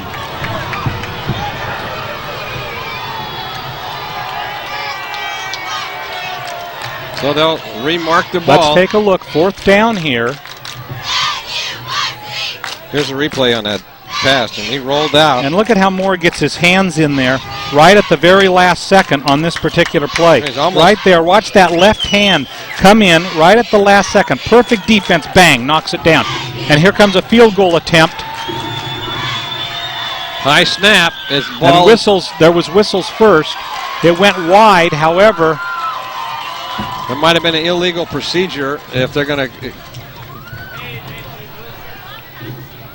Let's see what they call.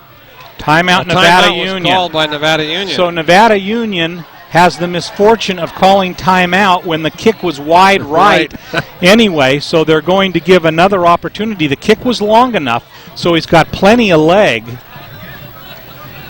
But, you know, Marty, barring a very unforeseen circumstance, Nevada Union has to feel fairly decent about where they are right now. Especially when it was first and goal on the six-yard line.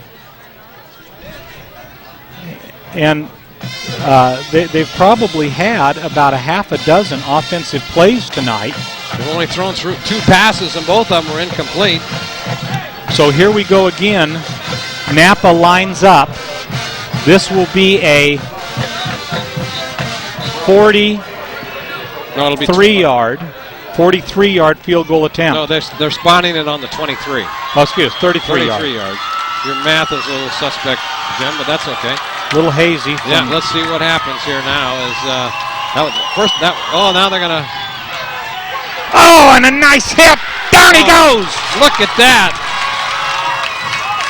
Boy, I tell you, they tried the old fakeroo. Nick Cantrell comes up huge.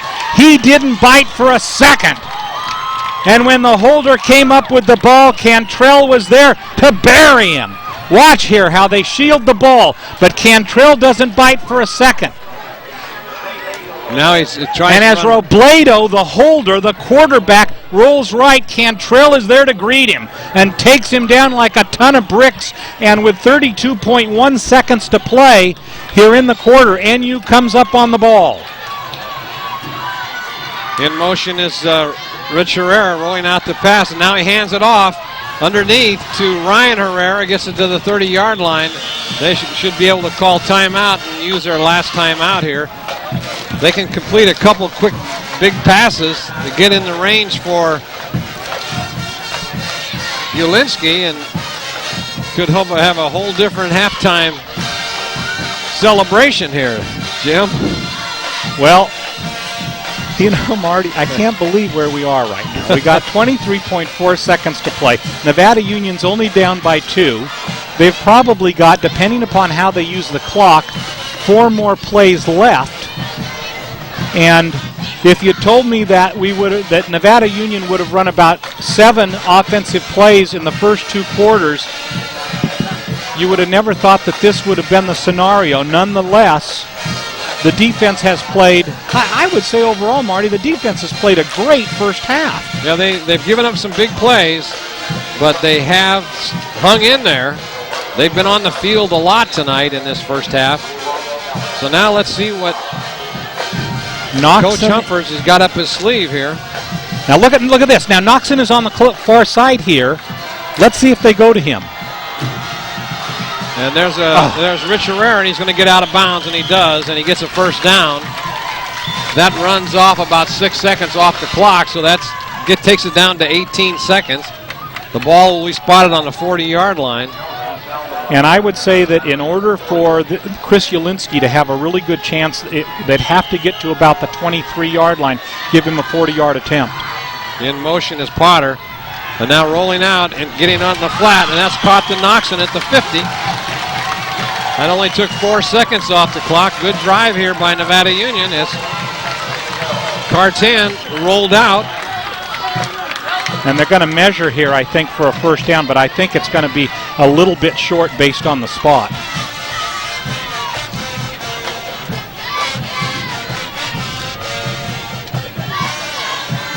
Exciting finish to this kind of a useless measurement here, because with 14 seconds, Nevada Union doesn't have enough time for 3 more plays, but now they got a very good spot on it, and I think it's going to be a first down. Let's take a look at how they can get the chains untangled and right there. And they're short by a foot, but that's immaterial at this point in time, as they need about another 20 yards. But it gives Nick Cartan a little bit of extra time to consult with Dave Humphers. J.P. Beer Temple coming into the game. Noxon is out. Rich Herrera is out. And watch for a possible play here to J.P. Beer Temple. If you remember on the winning drive by Nevada Union last week against Jesuit, Beer Temple caught a huge pass in the 4th quarter for Nevada Union to keep that final drive for Nevada Union, well, not the final drive, but the touchdown winning drive going. And at halftime, we get a score. Oakdale leads Bear River 21-7. Ball's on the 50-yard line, and there's a rollout by Cartan. He's looking deep. He's got his man open, but he runs into him, and they're going to call a... No, I guess not. He wasn't going for the ball. And again, as I mentioned, there was Beer Temple out there. And had the ball been thrown just a little bit shorter, he would have been out of bounds. So NU now on third down really has probably 2 plays left in this quarter. They've got to get the first down because they're running out Well, of they got to time. get more than that, Marty. In order to get a field goal attempt, they got to get about 30 yards. And I think Napa may be calling a timeout, and they do. Boy, they're stretching this 20 minutes for this last about a minute and a half. So a timeout is called on the field. The ball's on the 50-yard line. It's third down and about a half yard to go. But that's not the thing right now. It's 16-14 your score with only 8 seconds left. They've got to get a little sideline down and out, pick up about. They got to get down to at least the 30-yard line to give Ulinsky a chance to get that ball up in the air. Well, I watched Chris in warm-ups tonight, and I've got to tell you that from 50 yards, he was not quite hitting the uprights. He was coming up about 3 or 4 yards short. So I would say minimally they've got to get, you know, Marty, I'm going to say they got to get to the 25-yard line for Chris to have a really good shot at this. Now, he was kicking the other way towards the other goalpost, so I don't know if that makes any difference, although the flag is limp tonight. There is no wind. No wind. In motion, and Rich Herrera, they fake it to him. Another pass to him, and he's got it. That is Noxon. That little quick down and out, that takes it to the 40-yard line for a first down. 4.4 seconds left, and now they're bringing in Ulinsky. This is going to be a ball will be spotted on the 40. This is going to be a 57-yard attempt. Well, he's got the leg for it, no question about that. Let's watch for a piece of minor magic here, Marty. Nick Cartan holding, and take a look there. And take a look there. Doug Potter has just come over and had a word with Cartan. Let's see what happens. Oh, it's blocked at the line of scrimmage. And he's going to pick it up, and that'll be the end of the. Well, they blew the whistle. No, they blew the whistle. No, that can't work. But he's down. There's a flag. I guess they didn't blow the whistle. Cartan brings him down, hog ties him down to the 20-yard line. If it's an offensive, it'll end. But if it's a defense, it won't.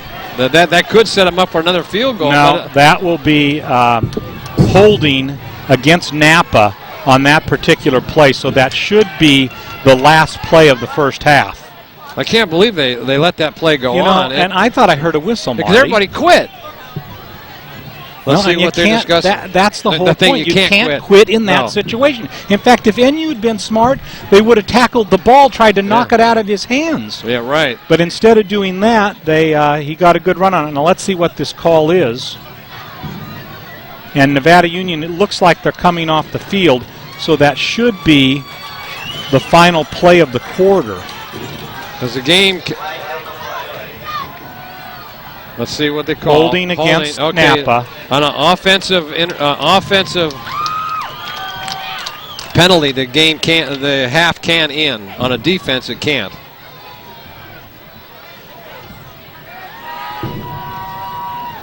Because it was post-possession foul. That's it. That was a defensive penalty because Napa was on defense. So that, Nevada was offensive. Napa was returning the ball offensively. Well, Marty. Boy, pretty exciting, huh? Wow, what a first half. Let me sit down and have them check my blood pressure. Yeah, 16-14 is the score.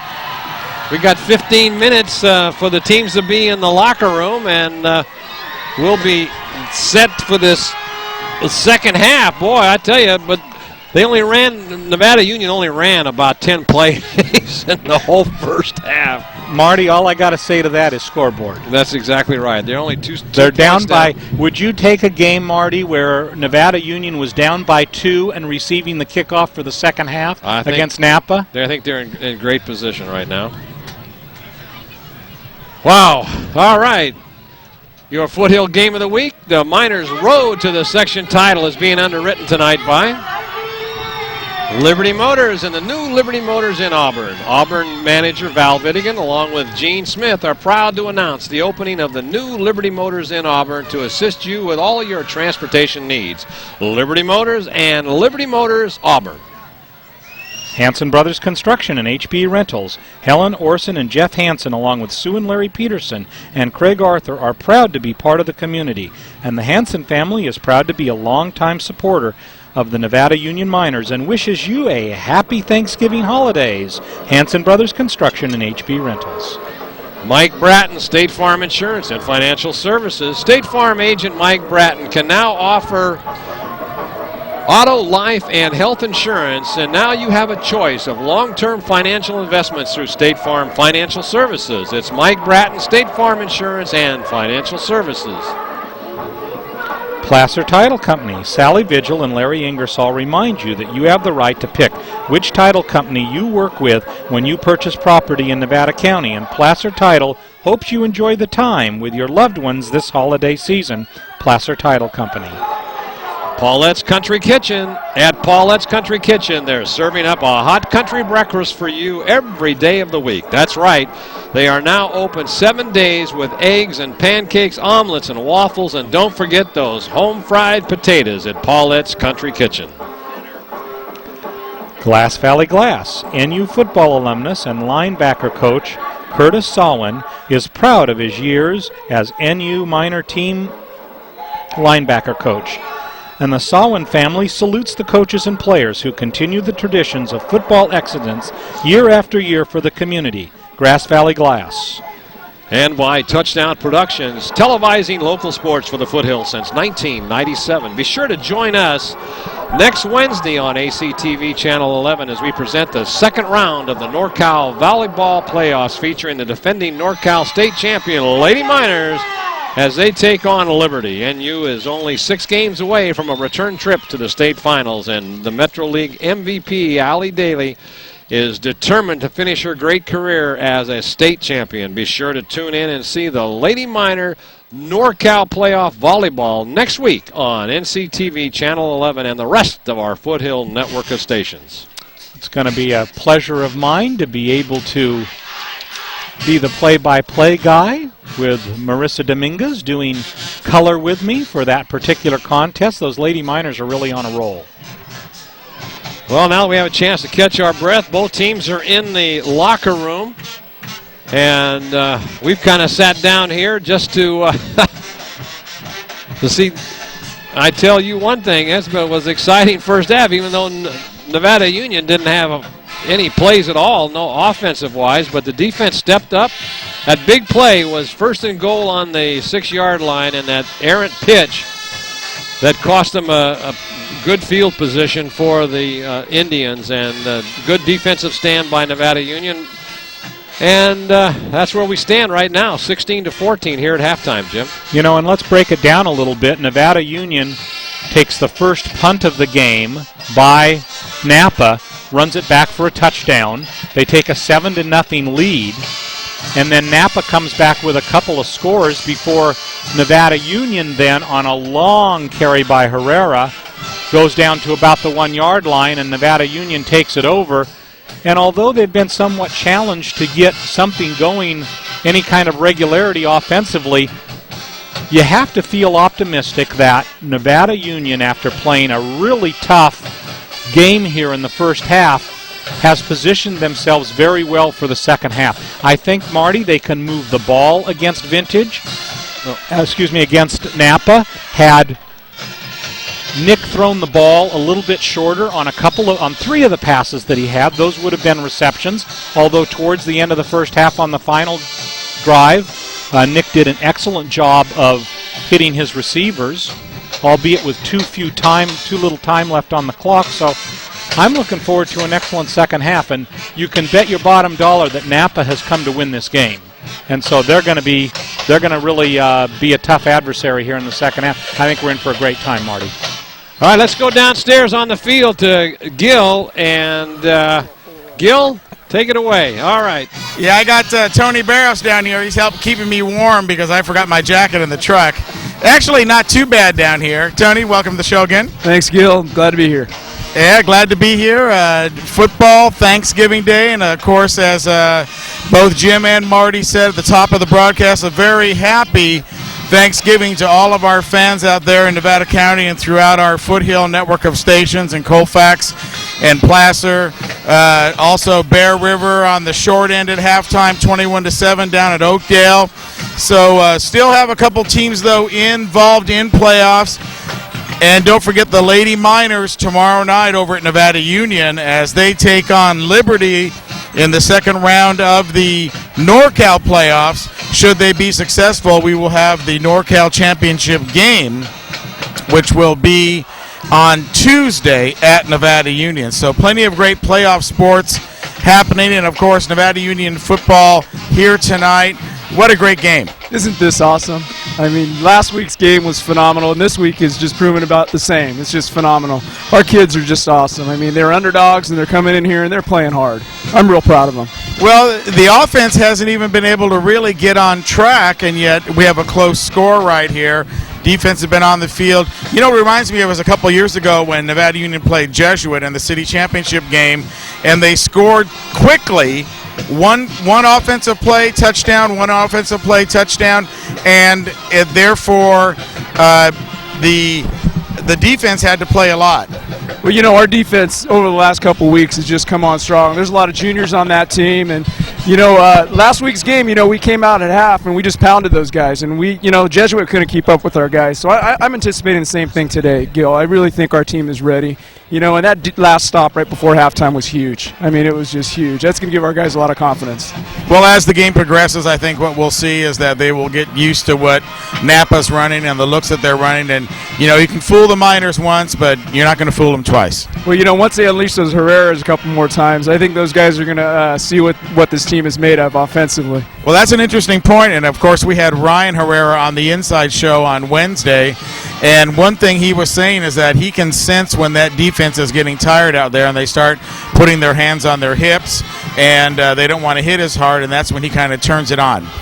You know, those guys are great. I've had the benefit of sitting on the sidelines with them, and I was actually telling Mr. Herrera this. You know, those guys, you know, they're on the sidelines and they hardly ever talk. And he goes, "That's exactly how they are at home." And I go, "Yeah, they just go out there, they're playing, and they're real even keeled." And you know, I don't think anything phases those guys. I think that they can win, and I think it goes for the whole team. I think they can win every single game, and it doesn't matter what the score is.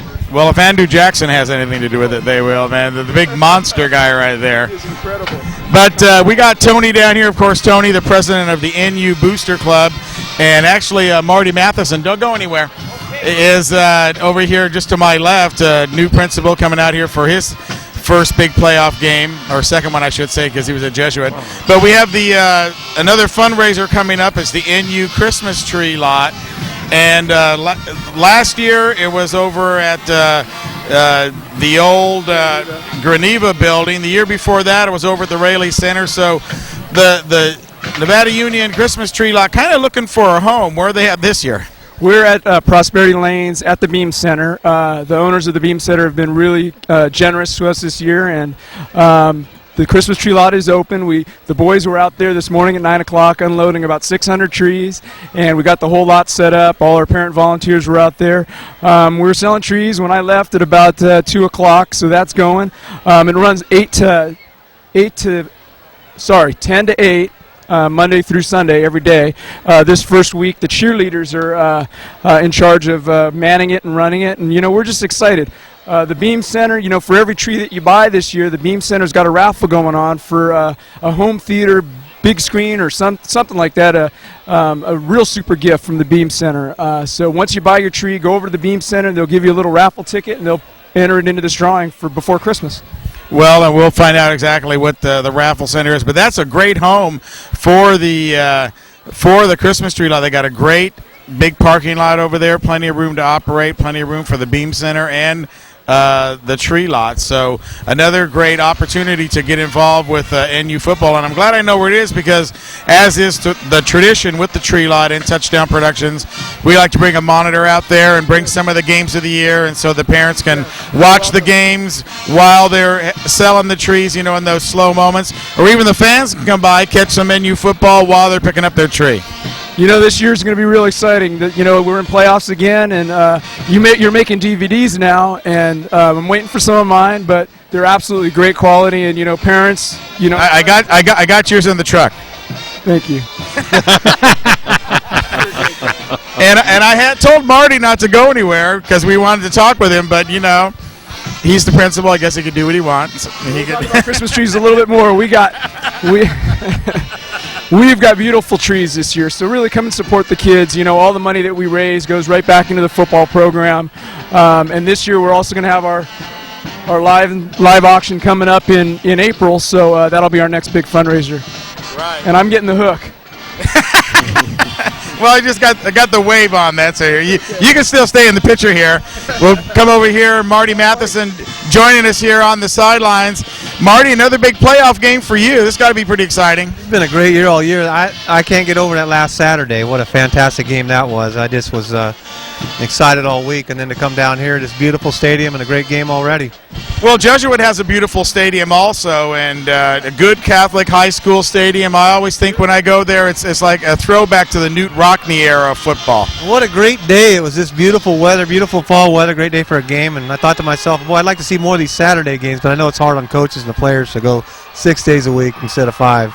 Well, Jesuit with no lights, you know, that's the way it goes. If you play Jesuit down there, they have the Saturday games, and but it was just a big time high school football game with all the crowd and the intensity and the rivalry going right there. It had that flavor. It did, and just like tonight, you know, turn around here and seeing all the students and all the parents coming all the way down here, 3-hour drive or so.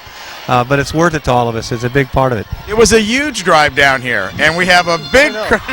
I know. I love it though. I'm turning around and going back tonight, but I wouldn't miss it. I wouldn't miss it for anything. It's been a whole lot of fun, and then go back Monday night. We got a big volleyball match against Liberty. All right, we'll be there tomorrow as well. Yep, and then because we are the leader in sports. we are.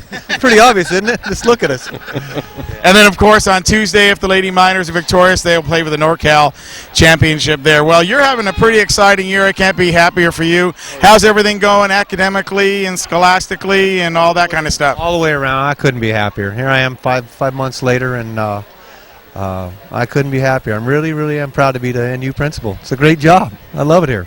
Well, I've heard lots of good things about you and the kids. You know, you're out there talking with them and meeting with them, and I think that's so important that they feel they have a connection there with the top guy. That's the best part, and it works for me. So when I knew when I came to this job, it was going to be a good match that way, because I like to do that. I know how important it is to know the kids and be around and be visible and know the classrooms. And I know every teacher in their classroom and every kid on campus has seen me.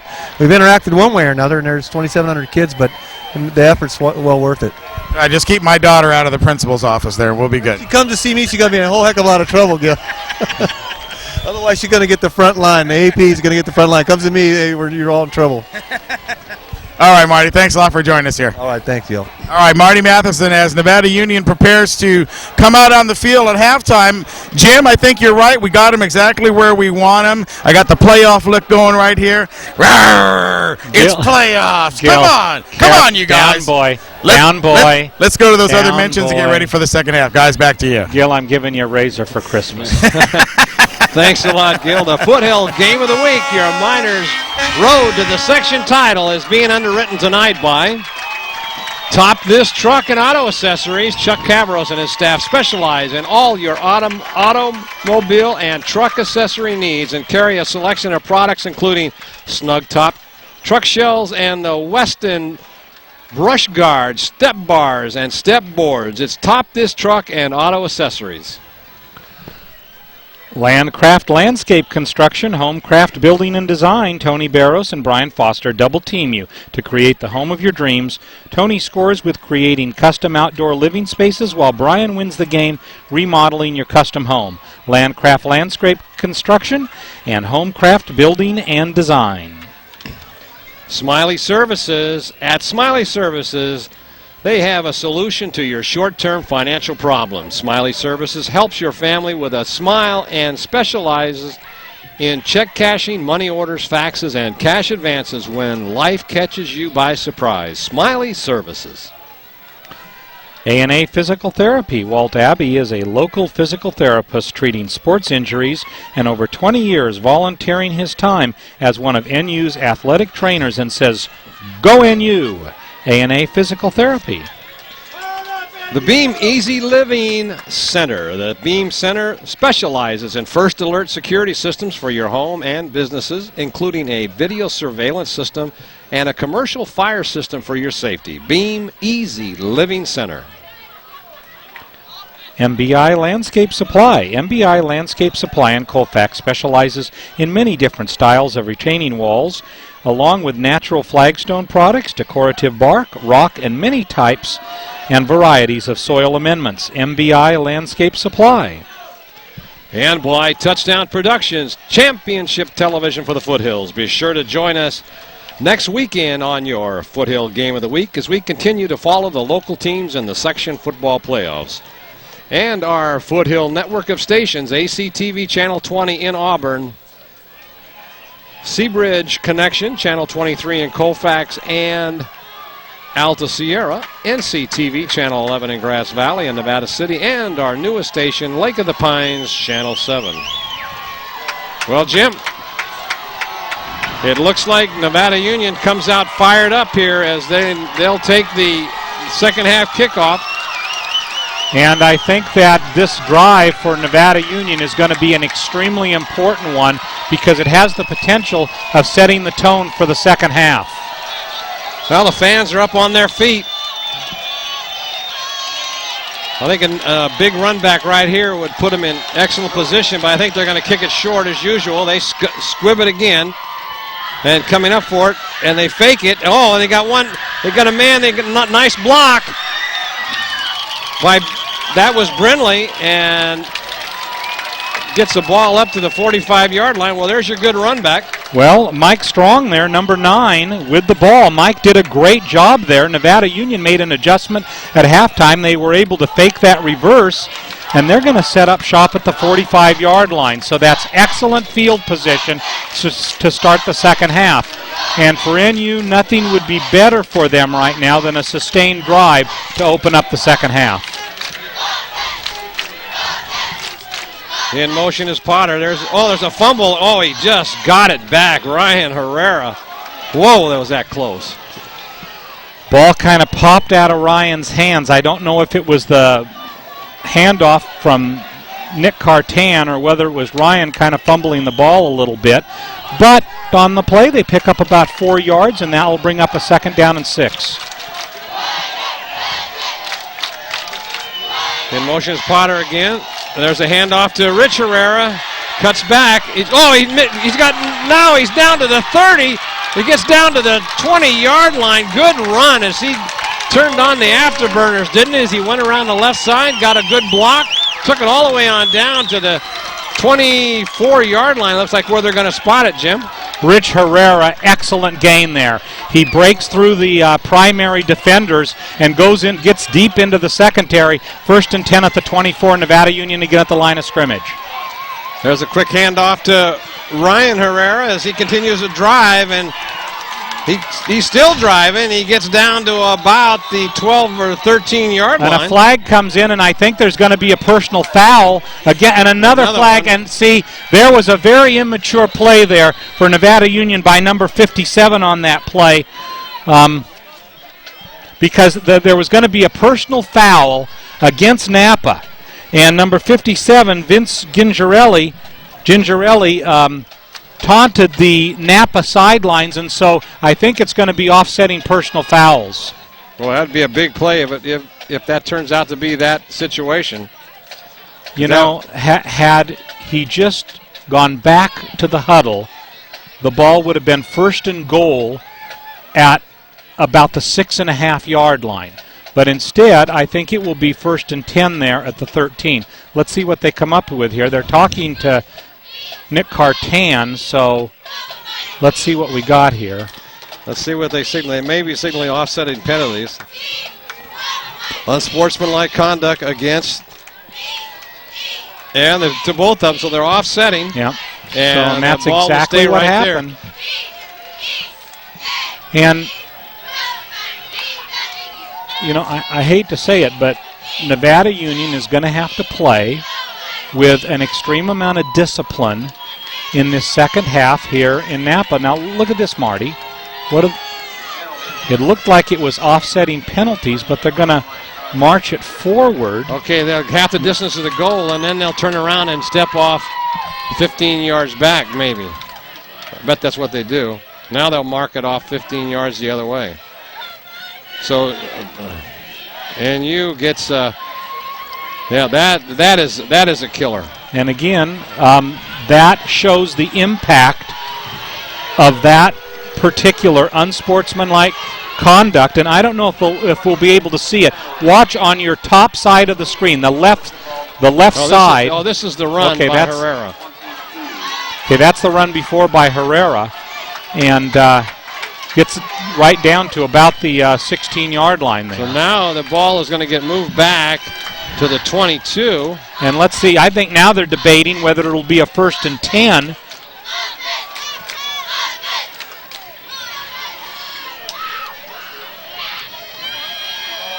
Let's see what they're going to do now. So it'll be about a 1st down. Here's what happened on that play.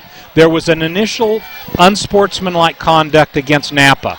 Long after, well, I'm not going to say long after, but a certain amount of time afterwards, the Nevada Union player incurred his foul. As a result of that, and I think that they're talking about it right now, as a result of that, they took it down halfway distance to the goal and then back 15 yards. Now they're going to come over and talk to Coach And see, it was a dead ball foul, so right. I think what they're going to say is that it was 2nd down. No, okay, it's 1st and 10. 1st and 10 from the 22-yard line. No matter which way you slice and dice it, it's still here's the problem. That's right. Here's the problem. That foul didn't have to occur. It happened because of, excuse me if I offend anybody, a lack of discipline offensively by one player on the NU team, and you can't afford to have that happen. So 1st and 10 here. In motion is Potter. There's a handoff to Rich Herrera, and that goes nowhere as he gets about maybe a yard at the most.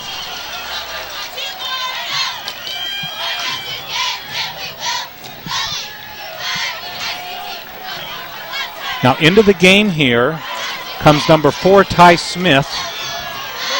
And watch Ty if he sets up. Okay, Ty is at split end. This ball may go to Ty. And it does. Coming around the right side, he gets a block, and he's going to take it down, and he goes out of bounds. Looks like it's going to be short of the 1st down by a couple of yards. So an end around there to Ty Smith as he comes in, and he stays in offensively.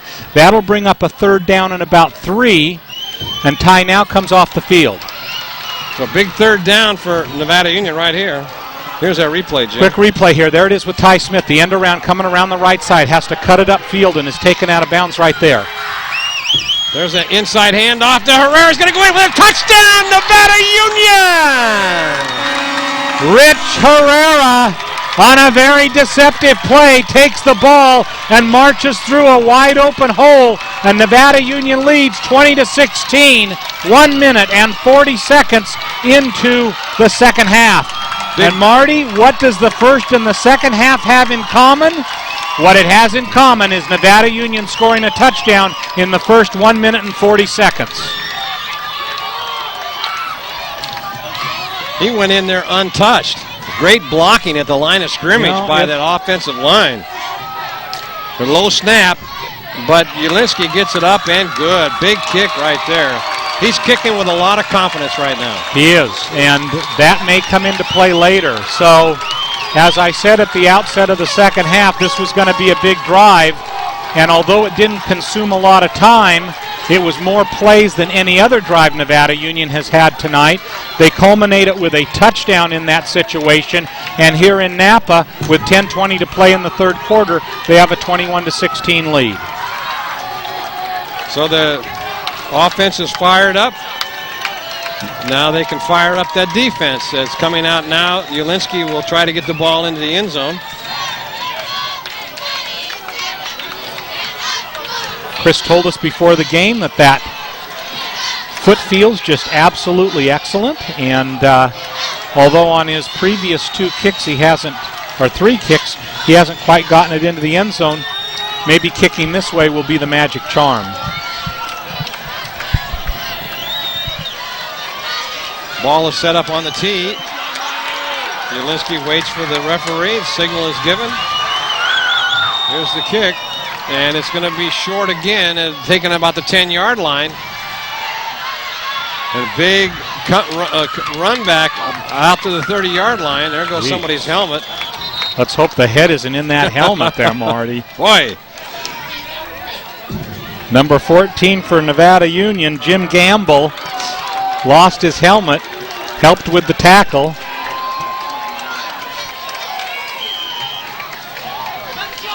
So Napa on the 30 will set up shop, and let's see what the rest of Nevada Union defense can do. Well, there's a handoff up the middle. Nevada Union covers it. About 3 yards on the play.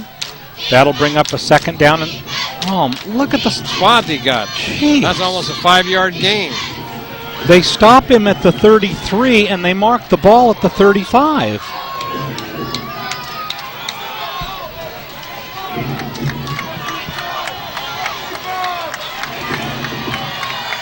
Looks like... and I think Nevada Union's going to have to burn a timeout. No, that's an official timeout because Josh has got a...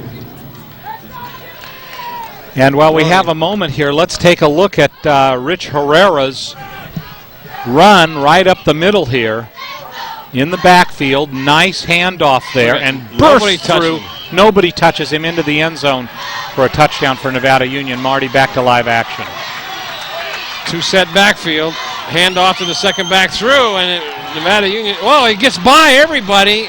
And he goes for a first down. He was stopped behind the line of scrimmage and just broke through the arm tackles and got a first down out of it all the way up to the 43-yard line of the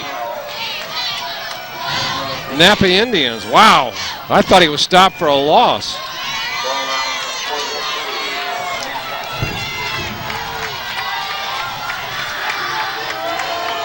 Single flanker out to the left. 2 backs in the backfield. There's the option.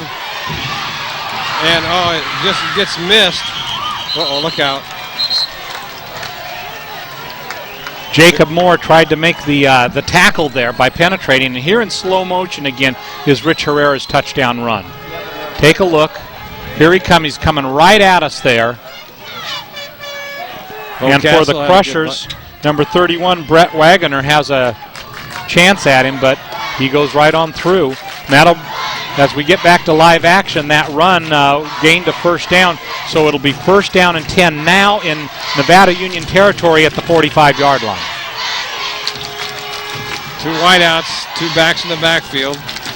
Quick handoff right up the middle. And, look at that tackle by Brentley as he hog ties him and slams him to the ground, and I think he may have hurt his shoulder. Let's see what he's getting up a little slow. That's their key runner. Well, James Brinley in that situation had his hand around the ball and was trying to rip it right out of there. And if you take a look, watch where Brinley has. Look at where his hand is on that ball. Almost had that ball. And look at him try to rip it out while he also pulls him down. Boy, this is a rough sport. But he picked up about 8 yards on the carry. 9 yards, so it's going to be a 2nd and 1. So the Indians continue to drive the ball down the field. 2 backs in the backfield, 2 wideouts again. Same basic formation. There's a handoff going nowhere. Ball carrier is Clint Christians. And he is stopped at the line of scrimmage and may have lost a little bit. Boy, they're getting some favorable spots. My gosh. And the fans are really booing at the spot that they're getting. It looked like he was taken down at about the 31.5, but when they placed the ball, the 36.5-yard line, but when they place the ball, it's at the 35. Well, they're in 4-down territory again, no question about that. I formation this time. And going in motion. One of the backs, and now they hand it off. They get the first down again. Big hole over the right side. An injury on the field there. A player down for Napa. I think that's the running back. He got...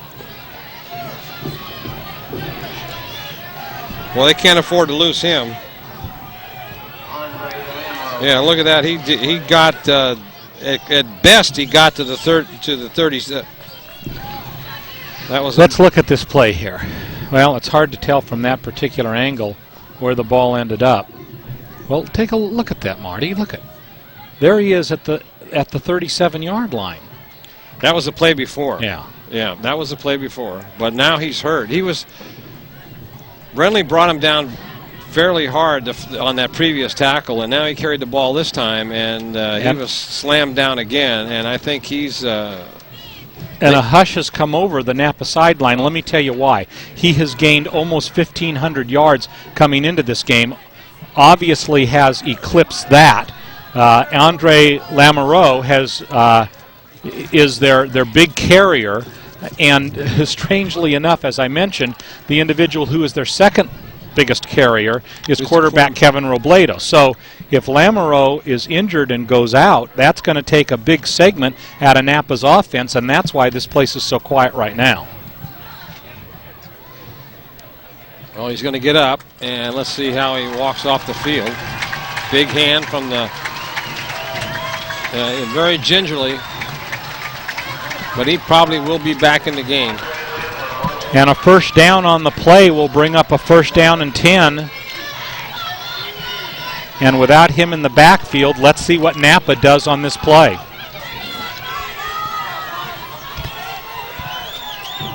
He goes immediately over to the sidelines and is kind of running up and down on the sidelines. But back to live action here. Two flankers out to the left. In motion is Buffini. Now there's that. That's right. Good flag there. That looked like. Let me tell you what happened there. He was blocked before the pass was received. So the defender on that play had no chance to defend against the pass. So that's going to be an offensive, I would think either a offensive hold or an offensive pass interference on that play. Referee's in right fact, on take top a of look here on the play. Watch it come over to this side, and let's see if we can pick that up. Okay, look at the block being thrown there, right behind the receiver on that play. And in that particular situation, it gives the Nevada Union defender, number 33, Nick Cantrell, doesn't give him a chance to defend against the pass. So a big 15-yard penalty, which will bring up about a 1st down and 20. Ball's back to about the 39-yard line. Two flankers out to the right, single back in the backfield, quick pass. Whoa, look at that. What a hit. Who do you... Wow, come on, look at that. Reese Minor. Oh, baby. For the Miners. Oh. Limits it to a minimal gain. And that receiver may think a second time before taking that pass, and let me show you why. Now watch him come up. Look at him receive it here. Minor has him in his sights and just steamrolls him to the ground. Oh, man. Big play right there. And this is a big series for Nevada Union right here. 2nd down and about 17.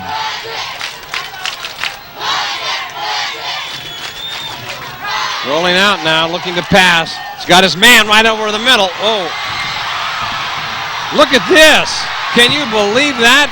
3-4 Miners hit him. That was Donnie Forbes. And Forbes is their biggest target at wide receiver. And again, the secondary of Nevada Union is victimized on a pass play. And he broke about 3 tackles on his way into the end zone. And Napa regains the lead 22-21. And they'll probably go for a 2-point conversion, you would think, here. Down by 1. Let's take a look here and watch this play now. They talked about this in pregame for the Miners. Let's see what happens here. They may very well watch them snap the ball here. This is a real This strange is a little formation. bit of a strange play. Now watch this. He may snap it to number 4, or he may snap it to one of the other people in motion. That's and a there's pitch the pitch, back. and now now he'll throw pass. And it looks like he got it. No, he's out. Nope, they gave it to him. No, another guy calls him out. One called it good. Marty, one called it good. The other called it out. Let's see what they do here. I think the back judge would be the one that would call it because he was right there on the play. Well, with the Miners' luck with officials this year, everybody's from the Miners is signaling out. One called it a good try. The other one called it, and it's no good. And so a chorus of boos from the Napa faithful is complemented by applause over here on the Nevada Union sidelines where we are seated. And so by the smallest of margins, 22-21 with 6:04 to play here in the third quarter, Dave Humphers in pregame talked with Marty and myself, and he said that Nevada Union really needed to ideally hold Napa to 21 points. Well, Napa now has their 21 points, but there's 18 minutes and 4 seconds to play in the contest.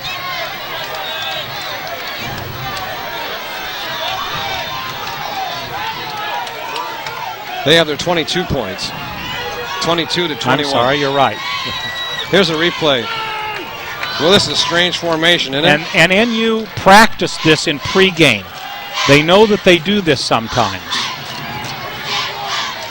And there's the pass. Now look at one guy on the right is saying good, and the fellow on the left is saying no good. As it came down. So here's two a squib officials kick again. Brindley's got it. He's going to come to the sideline. Oh, and he fumbles. Well, fumbles the ball, but he might have been down. No, they're saying that it was a loose ball. I don't know. It looks like Nevada Union got the ball back. Lucky break. Boy, that was. Boy, they almost. Here's that extra point again, Jim. Now, and watch, if you'll watch, you'll see two officials, one on the far right, the other one in the back there. And the one on the far right will signal good on that play, and the one in the back will signal incomplete. But back to live action, NU 1st and 10 at the 41. There's a handoff to Ryan Herrera. He picks up about 3 yards.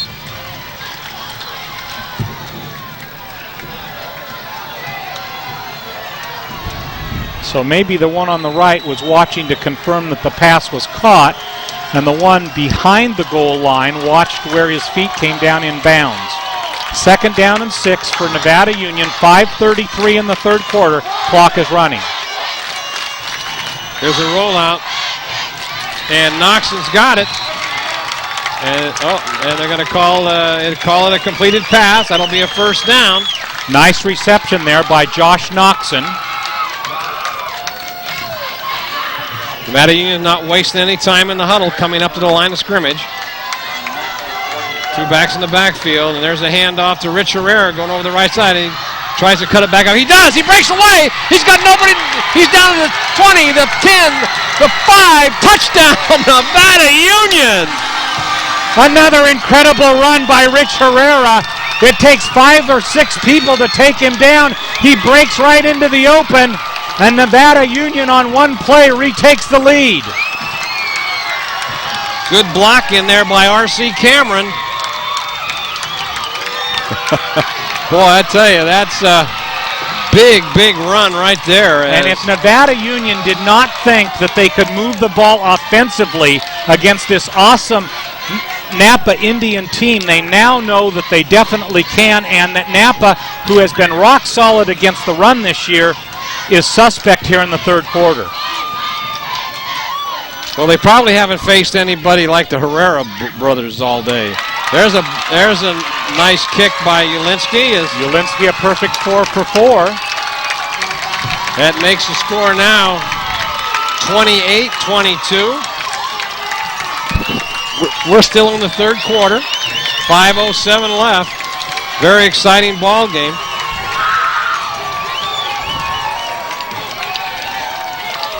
There's the line score. Nevada Union with 14 points in this quarter.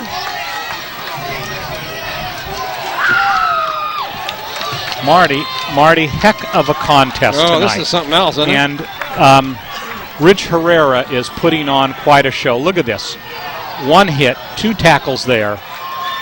Another grab there, another tackle attempted there. And there is Donnie Forbes going both ways. Here's number number 9 on that play, Johnny Pelfini, another person going both ways. And you have to wonder if the third and fourth quarter fatigue of those 7 defenders that are going both ways, offensively and defensively, for Napa is beginning to show. There's Jelinski, kicks the ball, and it's going to go down to about the 5-yard line. Coming here to the outside, but no, then coming up to get him. Nice play by Nathan Basso. He comes up, nobody blocks him, and he makes the tackle, stops him on about the, let's see where they spot the ball. It's going to be marked at about the 19-yard line. And number 7, Nathan Basso, was the first person in there on the coverage and did a great job. Nobody blocked him. He just moved around the blocker. So, Marty, a huge series here, offensively for Napa and defensively for Nevada Union. Napa deep in their own territory at their 18, comes on up with Nevada Union having a bit of the momentum. There's a quick handoff, and Nevada Union shuts that down right over the middle. The fans go crazy here. Cannot believe the number of fans from Nevada Union have driven all this way. You really got to hand it to them on a 4-day holiday, Thanksgiving.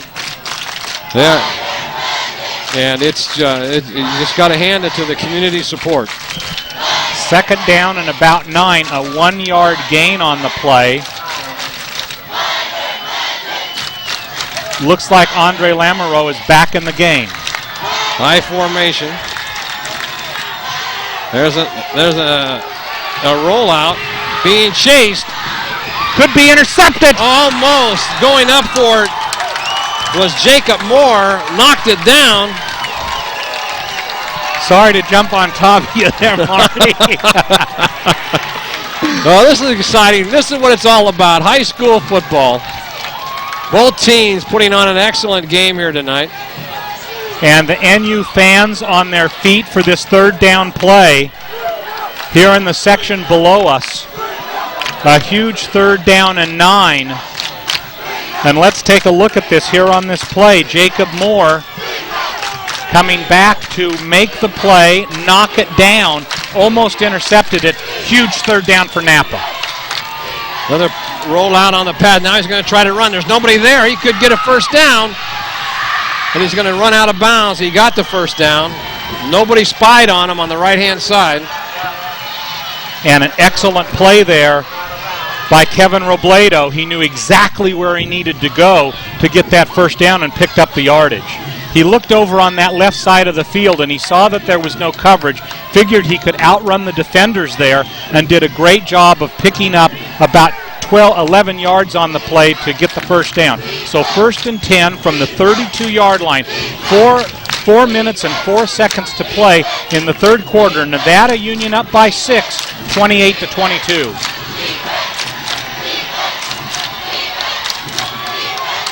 Two receivers out each side. High formation.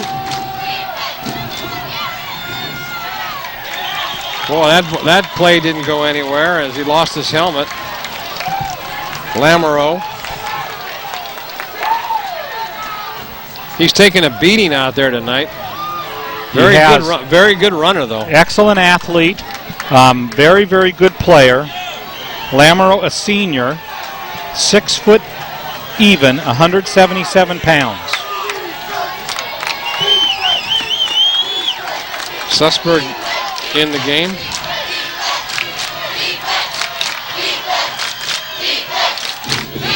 There's a ball right over the middle, but it's dropped.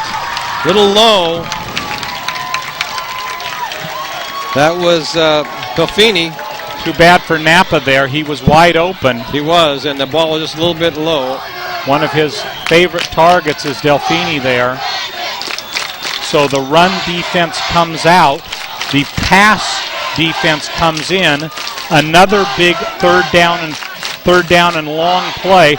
This one about 3rd down and 9. And Nevada Union again facing a heart-stopping moment where they need to stop this Napa Indian offense.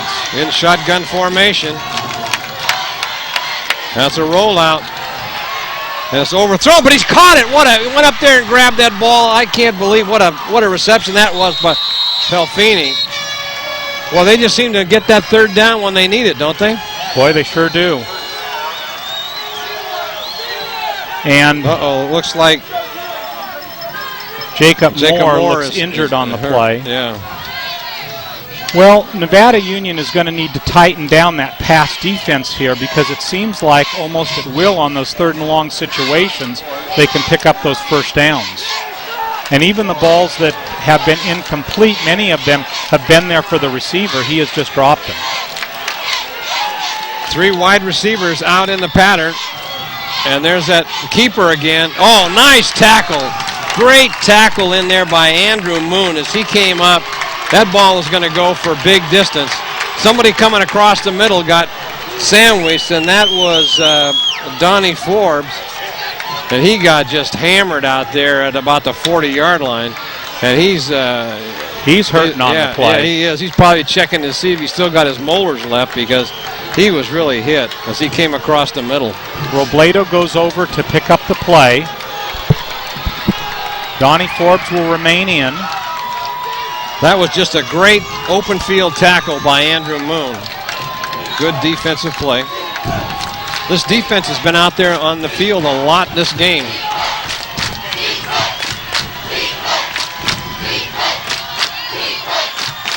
Here's another pass, and they caught it again, and it's going to be short of a first down. There's a flag comes in. I think that's going to be against. I really think that's going to be against Napa. I didn't see what happened. Did they? It was after the play. I know that.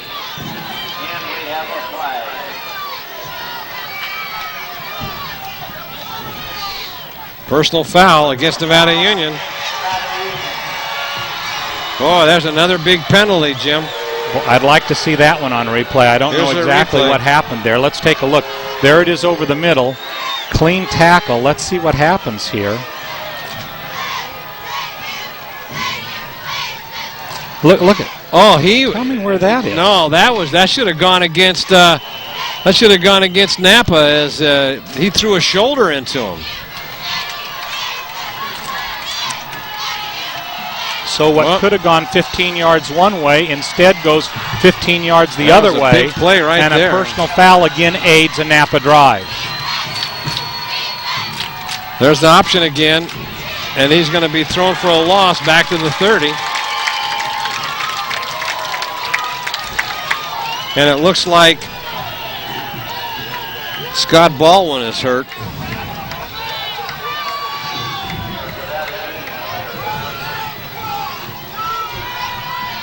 Marty, I don't think he ever penetrated the 30-yard line, and yet they're going to give him the ball at the 29.5. Let's take a look at the replay there.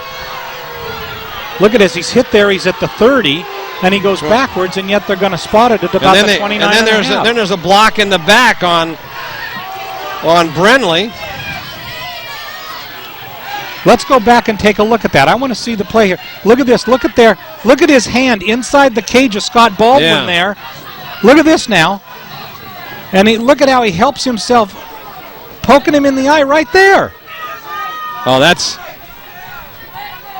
And the referee didn't even see it. Well, and Scott Baldwin... Oh, yeah, he did that on purpose. Look at that.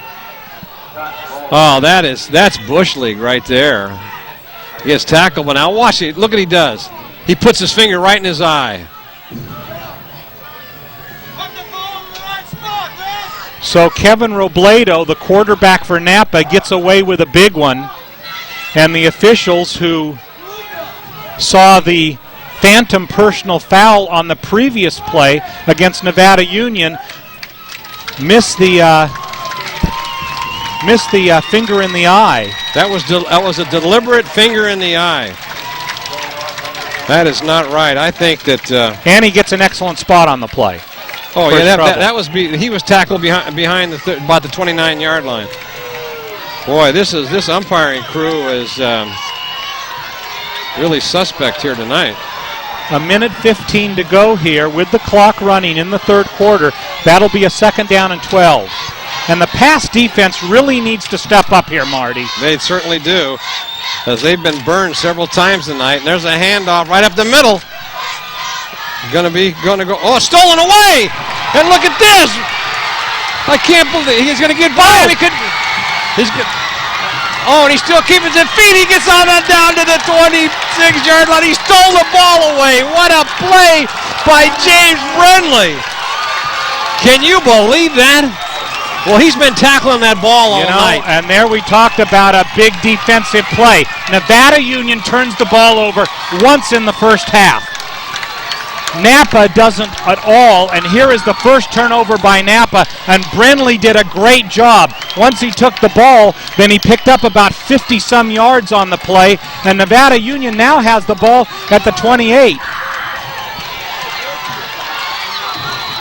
Now they're going to call a... I think they're going to call too many men against Napa on the play. For Napa, number 79... Number 79, Craig Harrison, was trying to get off the field. Harris is down. What is this official's call? Oh, watch this. Let's look at the takeaway here. So it was a big hole. Robledo, the eye gouger, gives it off to number 22. He breaks on up the middle. Now watch Brindley here come in and grab the ball away, and then not only turn it upfield, but had great speed on this play. Take a look, several players, 79 almost got him, but he gets away from him. 4 almost trips him up. And finally, there's Lamoureux. Goes for the ankles and just gets him, but he holds his balance and then is brought down. And the officials giving the Napa defense ample time to rest here so that NU can't get on the ball. I don't know. You know, every week seems like a different officiating twist or turn. And the fans on the NU sideline are about as animated as I have seen them all season. Clock continues to run. 47 seconds to play here in the third quarter, Marty. There's the inside handoff to Potter. First time tonight. He's down to the 10. 5. Gets brought down by number 26. That's Andrew Frazier. And Nevada Union tearing gaping holes in the Napa defense. First and goal. 30.8 seconds to play here in the third quarter. This should be the final play of the third quarter. 2 backs in the backfield. Handoff to Rich Herrera trying to score. Oh! He goes in. He keeps his balance and goes into the end zone for a touchdown. Oh my goodness! What a play that was. Look at that. Nevada Union on 2 plays goes in for the touchdown, and with 17.8 seconds to play, Chris Ulinski is on the field for an extra point that would make it 35-22.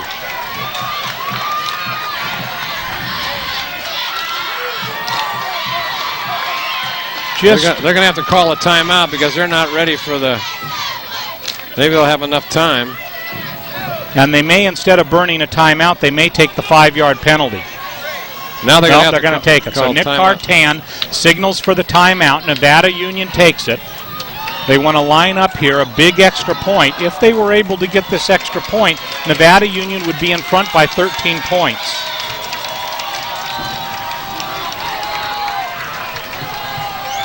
So boy, this is pretty exciting. Nevada Union down by a pair at halftime has rallied back.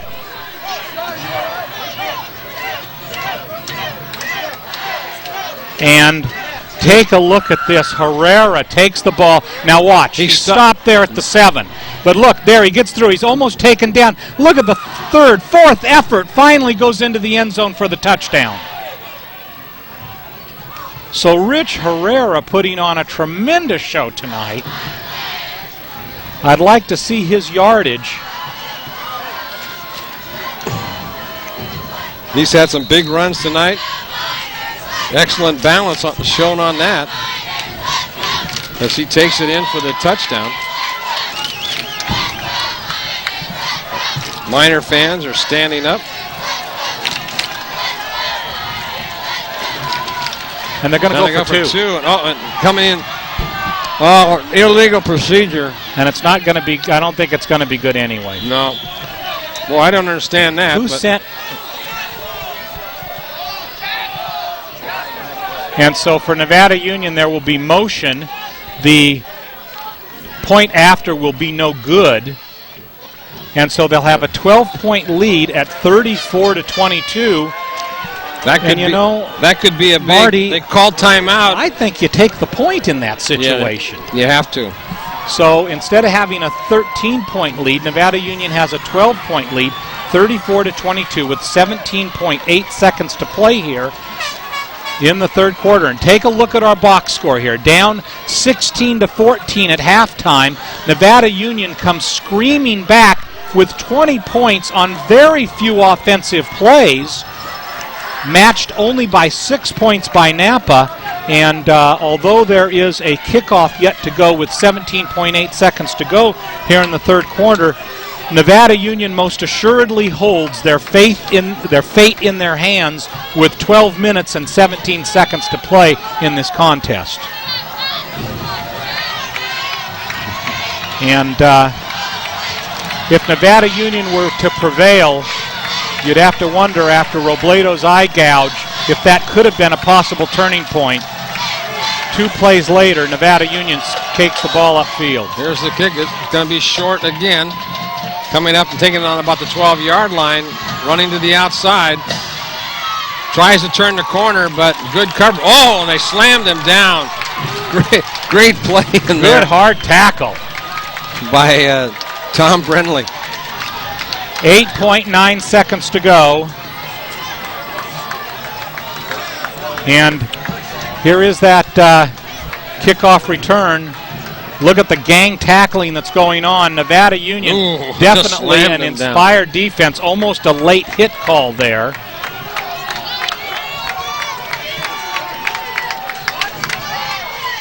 Slammed down Donnie Forbes. He's had a pretty good night tonight. Marty, let's face it. Defensively here, Nevada Union's biggest series of the season. If they can stop Napa in this situation and retake the ball the way that they have been moving it, I think it would be an uphill battle for Napa. But a lot has yet to be decided. 9 seconds to go here till the end of the third quarter. Shotgun formation. Going back to pass, big rush. That's that screen pass over the middle that didn't fool Nevada Union this time, because they only sent one lineman in. 4.9 seconds to go.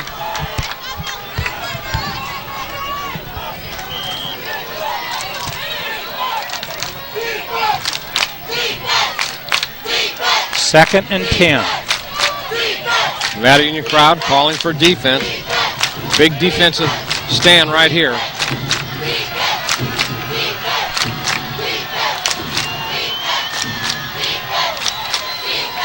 Rolling out the pass. Got 2 receivers. Oh, that should be intercepted. It is. That time, well, that was right to him. Jacob Moore. And that brings the third quarter to a close. The curtain has come down on 3. Nevada Union retakes the ball on the last play of the third quarter. And take a look at this right here. The pass defense strips the ball away on a previous play, and then on the second play of this drive comes up with a huge interception. Well, that was just a miscommunication right there. It looked like Donnie Forbes didn't complete his route on that, and he didn't cut to the inside like the play was designed. It looked like. Marty, I'm going to look at it differently. You got a large number of Napa players that are playing both offense and defense. Humphers said you go into the second half with our fast tempo offense. If we're close, we're where we want to be. Right, exactly right. Robledo throws his first really poorly thrown ball of the night. Nevada Union steps on in. Think of their last 3 offensive plays. One is a strip by Brenly where he gains 50 yards. Another one is a screen that goes nowhere. And then the third one there is an interception. So Nevada Union up by 12, 12 minutes to play. They're going to take the ball at the 37-yard line of Napa. Now they're going to call probably illegal procedure. Well, hold on for a second there, Marty. Let's see. That might be offsides. No, well, it looks like Nevada Union saying it is, and the referee is heading in that direction, so there was an offside call. So 1st and 5. They are now at the 32.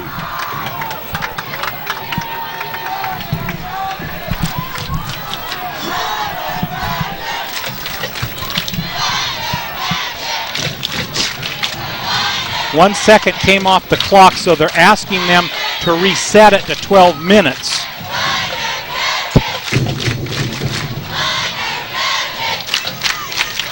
And they're going to say that they're going to hold the clock for 1 second. There they go. No, they have reset it for 12 minutes. So, Nevada Union, Marty, what are they going to call on this first play? You'd have to think another running play. They're going to keep the ball on the ground. Rich Herrera. Yeah. Richard in motion. It's an inside hand out to Ryan Herrera. Goes over to the left side. Got one man to beat. Then he cuts inside. Gets down to the 5, and he's brought down. Man, I tell you, they're putting on a clinic now, aren't they? And right behind him, leading the way, was Nick Cartan, the quarterback. Nick in that position went clear on upfield to try to throw a block. 1st and goal from the 5. Clock running, 11:47 to play. Cartan now hands the ball off to Ryan Herrera, and he gets down to about the 3-yard line.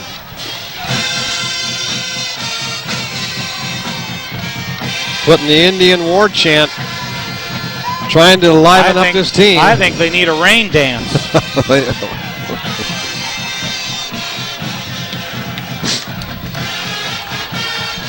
Clock continues to run. Cartan taking his time, picking up the play from Dave Humphreys at the sidelines. It's going to be a 2nd and goal from the 3. Nevada Union needs to get up on the ball right now.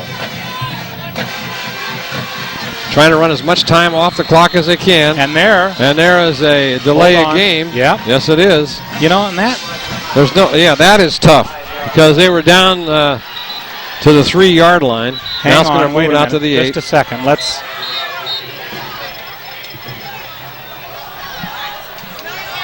And the clock had continued to run, which it should. And it went just a moment ago from 10:35 to 10:33. But I mean, even after the whistle blew, I wonder if that Grant scorekeeper has come here. The scoreboard operator. Now they're going to reset it. He's looking at the wrong side of the field because I don't. He wants. I think he wants 10:41. 11:01. They put 26 seconds back on the clock. Well, the ball now is sitting on the 7-yard line. There's a in around to Potter, and he cuts to the inside. He could go in, and he goes into the end zone. Touchdown, Nevada Union.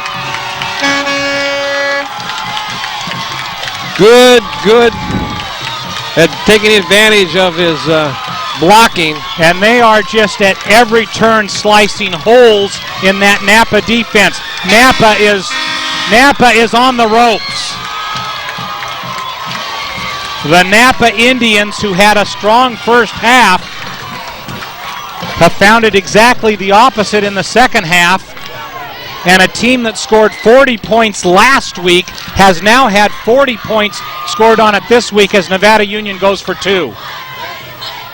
There's a rollout pitch back, and it's picking the ball up and then going nowhere as the frustration level on the Indians is starting to show. So 10:52 to go here with the score 40-22, And in the Thanksgiving tradition, as the Pilgrims and the Indians got together tonight, you might be feasting on turkey, but the Miners are feasting on Indian. How is that, Marty? Very good. What kind of Indian? Napa Indian. Oh, Napa Indian. Okay. Here's a replay of that touchdown, Jim. And here it is. Take us back 5 yards and still give the ball on this play to Chris Potter. Look at the blocking. Chris goes left. And here's the thing. Look how they shut off the left side of the line there for Napa. All he has to do is cut inside. He does. A good and block. He does a great job there. And there he sees daylight and scampers right into the end zone. Excellent blocking by Nevada Union. And a Napa team that came in as heavy favorites. I love it when the B picks Nevada Union to lose and to be beat by the opposition, because it almost always blows up in their face. And although we've got almost 11 minutes yet to play, I'd rather be up 18 than down by 18. Absolutely, this late in the game. Zielinski comes on the ball. This ball is going to go deep, and it's going to be taken on about the 3-yard line. Coming up the center of the field. And fumble! Let's see who got it. Nevada Union's got it, looks like. Let's see where they coming out of the pile with it. That's J.P. Beer Temple has got it. Let's see what they say. J.P. Beer Temple came out of the pile with it, and they give it to Napa. Somebody tell me how he could come out with it, and then you wouldn't get the ball. So Beer Temple recovers the fumble, but it goes over to Napa. Here's a replay on this. What is going on here? Well, the ball is stripped away, and there it is loose. Great camera angle there. And a fight for the ball. No, that was kind of weak. There's a quick handoff.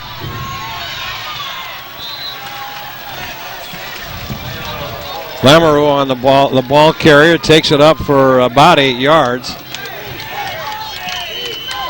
They go back into a huddle. 10:26 to go. And a defensive stop here would just about seal the contest for Nevada Union.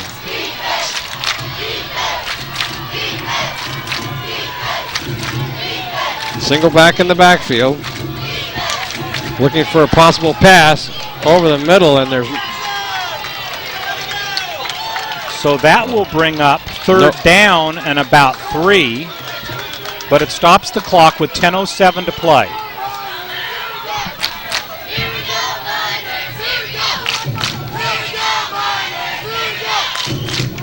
It will take 3 scores for Napa to prevail, being down by 18 points. So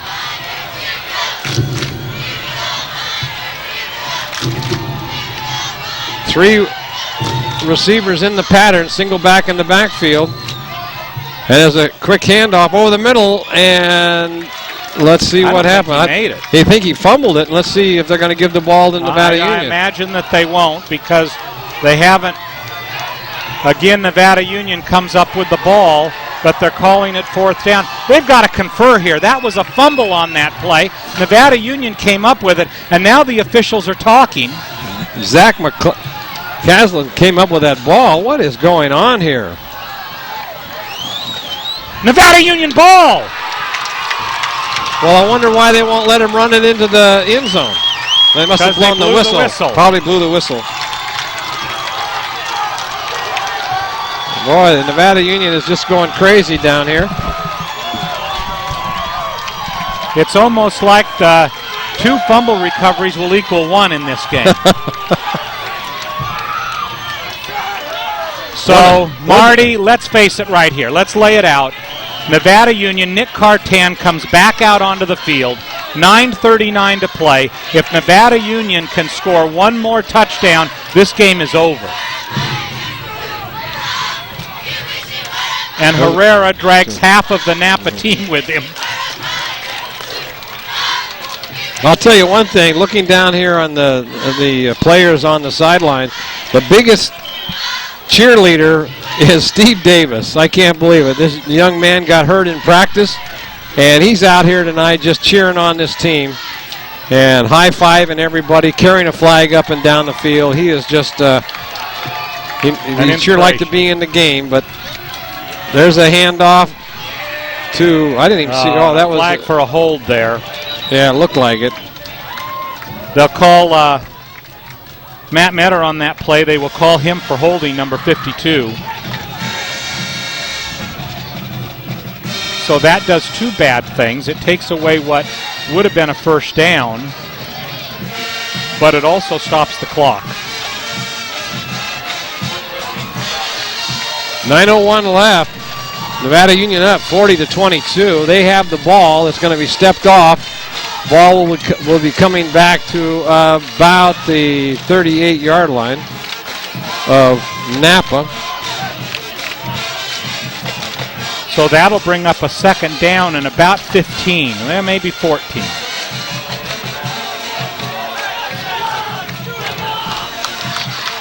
This is all set up by McCaslin fumble recovery. But now they have to go a little bit farther with that penalty.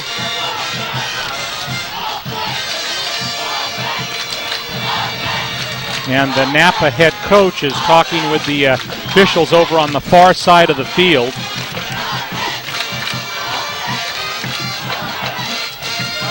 And into the game for Nevada Union. Noxon comes in, out. Comes in. Nathan Basso comes out. And you'd have to wonder whether NU would put the ball in the air. They're rolling out. Plenty of time to throw. He's got a man over the middle, and that is Bo Castle. He catches the ball, gets down to the 30-yard line. He bobbled it a little bit. Clock continues to run. 8.5 minutes to play. Nevada Union ahead 40-22. And that'll be a 3rd down and 7. And an offense which has been anything but conservative here in the second half is staring their destiny right in the face here, ahead by 18.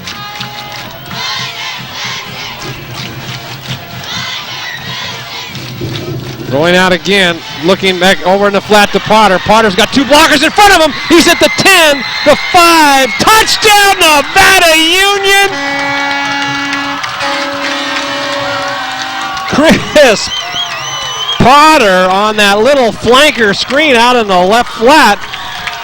Well, that's unbelievable. 46 points for Nevada Union with the point after upcoming. Chris Ulinski into the game to kick at this time. Boy, what a turn of events at this halftime. But that's exactly what Coach Humphers said, because he nailed it. He did, absolutely, right? He said exactly what was going to happen. They can stay close and then have just attrition take over this game. Oh, that was way left. He just hooked that one. That's 7:57 to go. Nevada Union amazingly with a 24-point lead, 46-22. Marty, was the 2-hour trip worth it? This game has been very exciting, no question about that. And for Napa, we might as well call them the Crushers, because they've been crushed tonight by Nevada Union. The Napa Indians came into this game as the odds-on favorite, and although there's 8 minutes left to play, it's now here's a replay on that touchdown. And let's take a look. What a screen. Now look at the blocking ahead of Chris Potter here. 3 different people. The defensive end is steamrolled there. Oh boy, what a by block. Number 58 for Nevada Union. And Potter then just sprints into the end zone for a touchdown. And I'm going to tell you, the key block there, Eric Tilley, number 58, did an absolutely impeccable job. It was probably Ryan Cadre, because and Juvi Lopez who pulled on the play. Juvi Lopez pulled on the play over to that left side, and Napa was just left stunned on that screen play. And Nevada Union, who is sometimes suspect to the big play, has had nothing but big plays tonight. And the running game, Marty, I got to say, this is probably the strongest exhibition by Nevada Union as far as the running game is concerned that I've seen in a long time. No question about that. As Ulinski will be approaching the ball. It's a kick, and it's going on down to be taken at about the 5-yard line. And brought down at about the 25. Jim Campbell in on that tackle. And I got to say that in the second half, the Nevada Union stands, I don't think, has sat down all night. No, they've been standing up. And a first down by in Napa in this situation. Justin Lane coming into the ball game for Nevada Union. And Lamoureux comes over on the right side at tight end. There's a pass, got a man in the flat, he's got him. Oh, but a great open field tackle by Beer Temple as he wouldn't let him go anywhere. JP on that play, and at this point in time, it's just important to keep the clock running. Now below 8 minutes at 7.5 to play. 8-yard gain.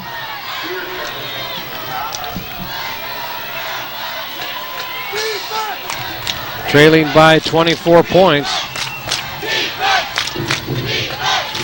Rolling out again. Quick pass over to the left side. Goes for the first down fumble, and let's see what happens. And it looks like Nevada Union could come up with that ball, and they do. Nevada Union ball on the Indians' 40-yard line. Who came up with it? Looks like Jacob Moore back in the game. Picks that ball up. He's had a heck of a game tonight on defense. He has totally atoned for one mistake that he made in the first quarter.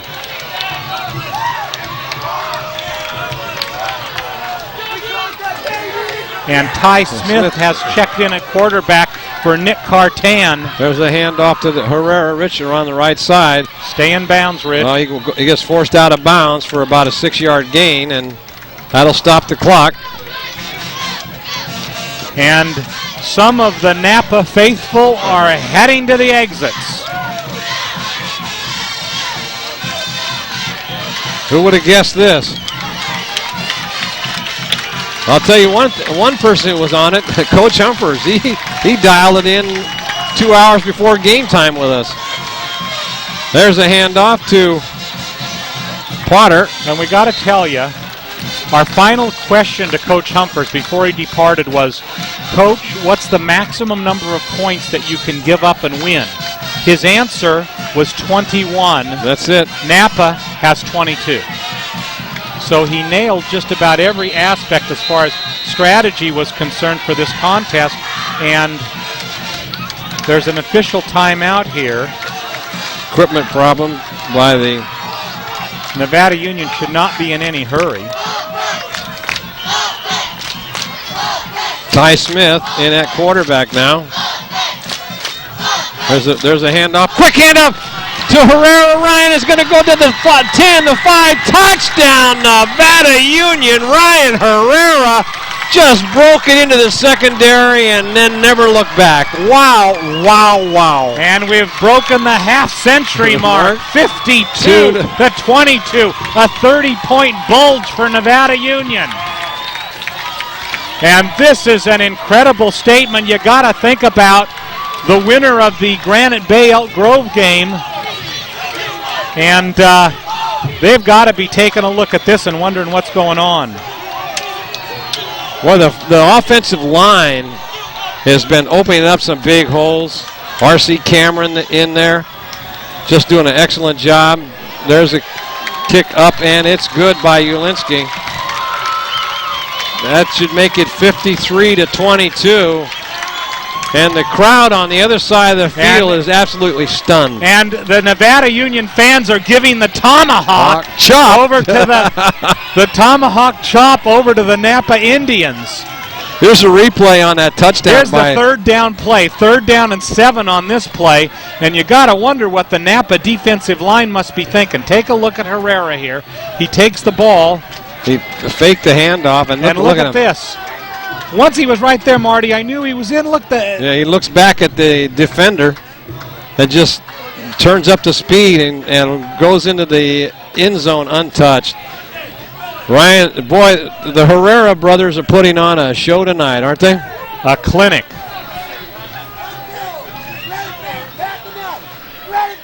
Touchdown Productions presentation of the Miners' Road to the section title is being underwritten tonight by Liberty Motors. Gary Alkenbrecht hopes you've enjoyed this terrific CIF playoff game. Hanson Brothers Construction and HB Reynolds. The Hanson family congratulates the dedication of all the players and coaches. Mike Bratton, State Farm Insurance. Robin and Mike Bratton wish your family a very happy Thanksgiving. Placer Title Company, Larry Ingersoll and Sally Vigil are proud to support local high school sports. Paulette's Country Kitchen. Paulette and John are proud of their son Bo Castle and all of his NU teammates. And Grass Valley Glass, the Sowen family is proud of their son Curtis and all the NU Miners. Okay, here's the kickoff. It's a squibber this time. Coming up for it and taking it is Nelson Saldivar. He brings it up to the 35-yard line where it'll be first and 10. Also tonight, this game being underwritten by Top This Truck and Auto Accessories. Chuck Cavros and everyone at Top This Truck support Foothill Sports. Back in shotgun formation is the quarterback, and he's going to run it on his own, and he gets by. He's got a lot of speed. He burst out to the 50-yard line. Where he's tackled there by the Miners' number 6, Reese Miner. Into Miner territory at the 49-yard line. Clock should start running, but Napa's right over the ball. Ball up beyond the 49-yard line of Nevada Union. Going out to pass, looking in the flat. He's got his man. But then coming up to make that stop is J.P. Beertemple as he throws him to the ground. And another first down there, second first down of this particular drive for Napa. 5:56 to go here in the fourth quarter. Nevada Union ahead by 31 points, 53-22. Single back in the backfield, 3 receivers. And he was set. There's the illegal. Everybody's got a flag on the turf right here.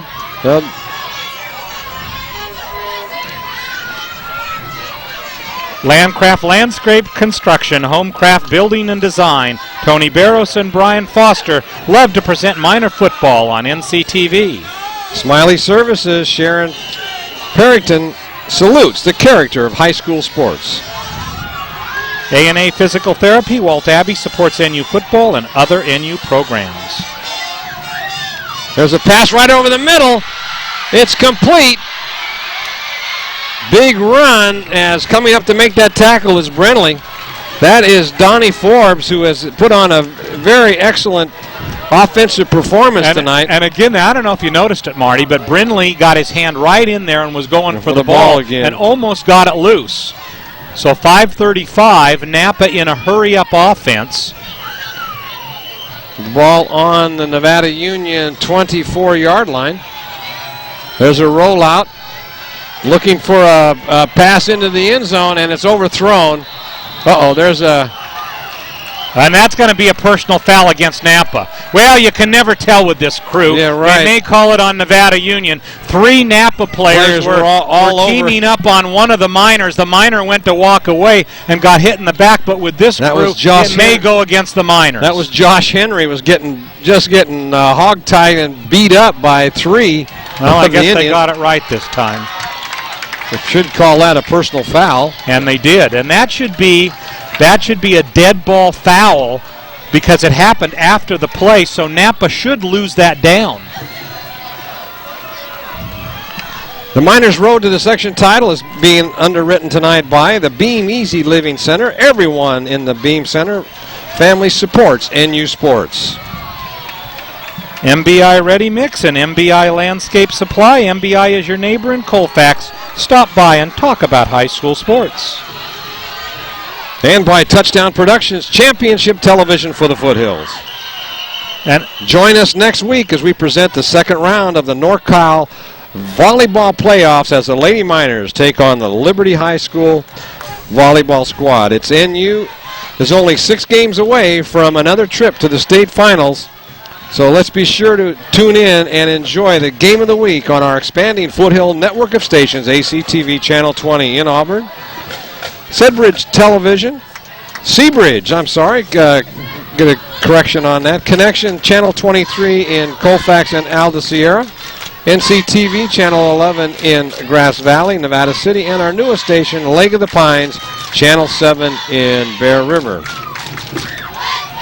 And I think it's safe to say, tune in next week for the Nevada Union game as they move on in the football playoffs too. And with Nevada Union Lady Miners in volleyball winning the way that they have, we're going to take you all the way through the finals. And if they're able to progress clear to the state finals, you'll also be able to see that on Touchdown Productions.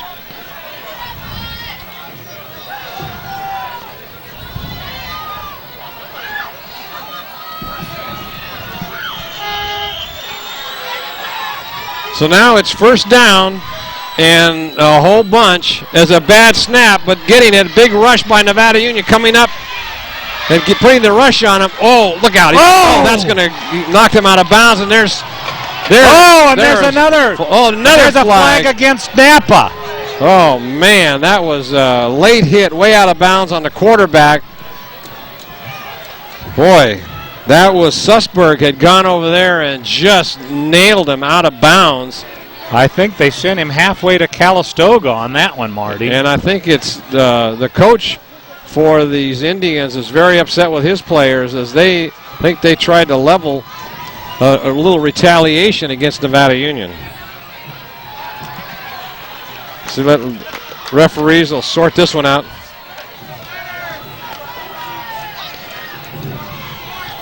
We're going to have to break away here at 3 hours. Programming demands on us will only allow, because of network commitments, they'll only allow us to go to the 3-hour mark, and this game is 2 hours and 57 minutes old. So we're going to take you clear up to the 3-hour mark, which is the total time allotment that we're capable of receiving from the stations on the network. But I think it's this is a foregone conclusion right now, as you won't be missing anything as we come down to the end of this ball game. 53-22 your score. Your executive producer and director for tonight's game, Gilbert M. Dominguez. Chiron operator and replay doing an outstanding job tonight, Brandon Duckett. You got to hand it to the camera operators tonight, Grady Fike, Casey Dominguez, and Walt Baker doing an excellent job also. Your announcers for tonight's game, Marty Mortensen and along with Jim Adams. Underwriting coordinators, Gil Dominguez and Ron Davis. Office manager is Patty Costa. Distribution, ACTV, Casey Dominguez, LOP.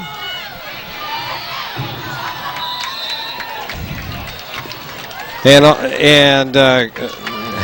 Hagenauer and NCTV, Bill Colquist. Remote facilities tonight, driving all the way down from Nevada County. The commander made it and will make it back. Stats courtesy of MaxPreps.com.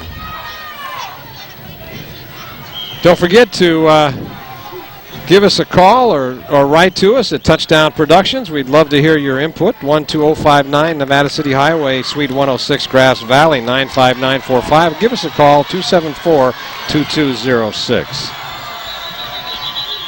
So another penalty goes up, and we're running to the end of this broadcast. It's a 3rd and 25 right now for Napa. It'll probably take it back to a 3rd and 30, I would think, at least.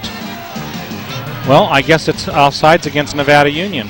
So they give... So as the music comes up here, Jim, for this is Marty Mortensen along with Jim Adams for all of the Touchdown Production Sports team here covering this game. We go out at 53-22. Should be pretty close to your final score for all of us here at Touchdown Productions. Thank you for watching, and we'll see you next week on your Foothill Championship.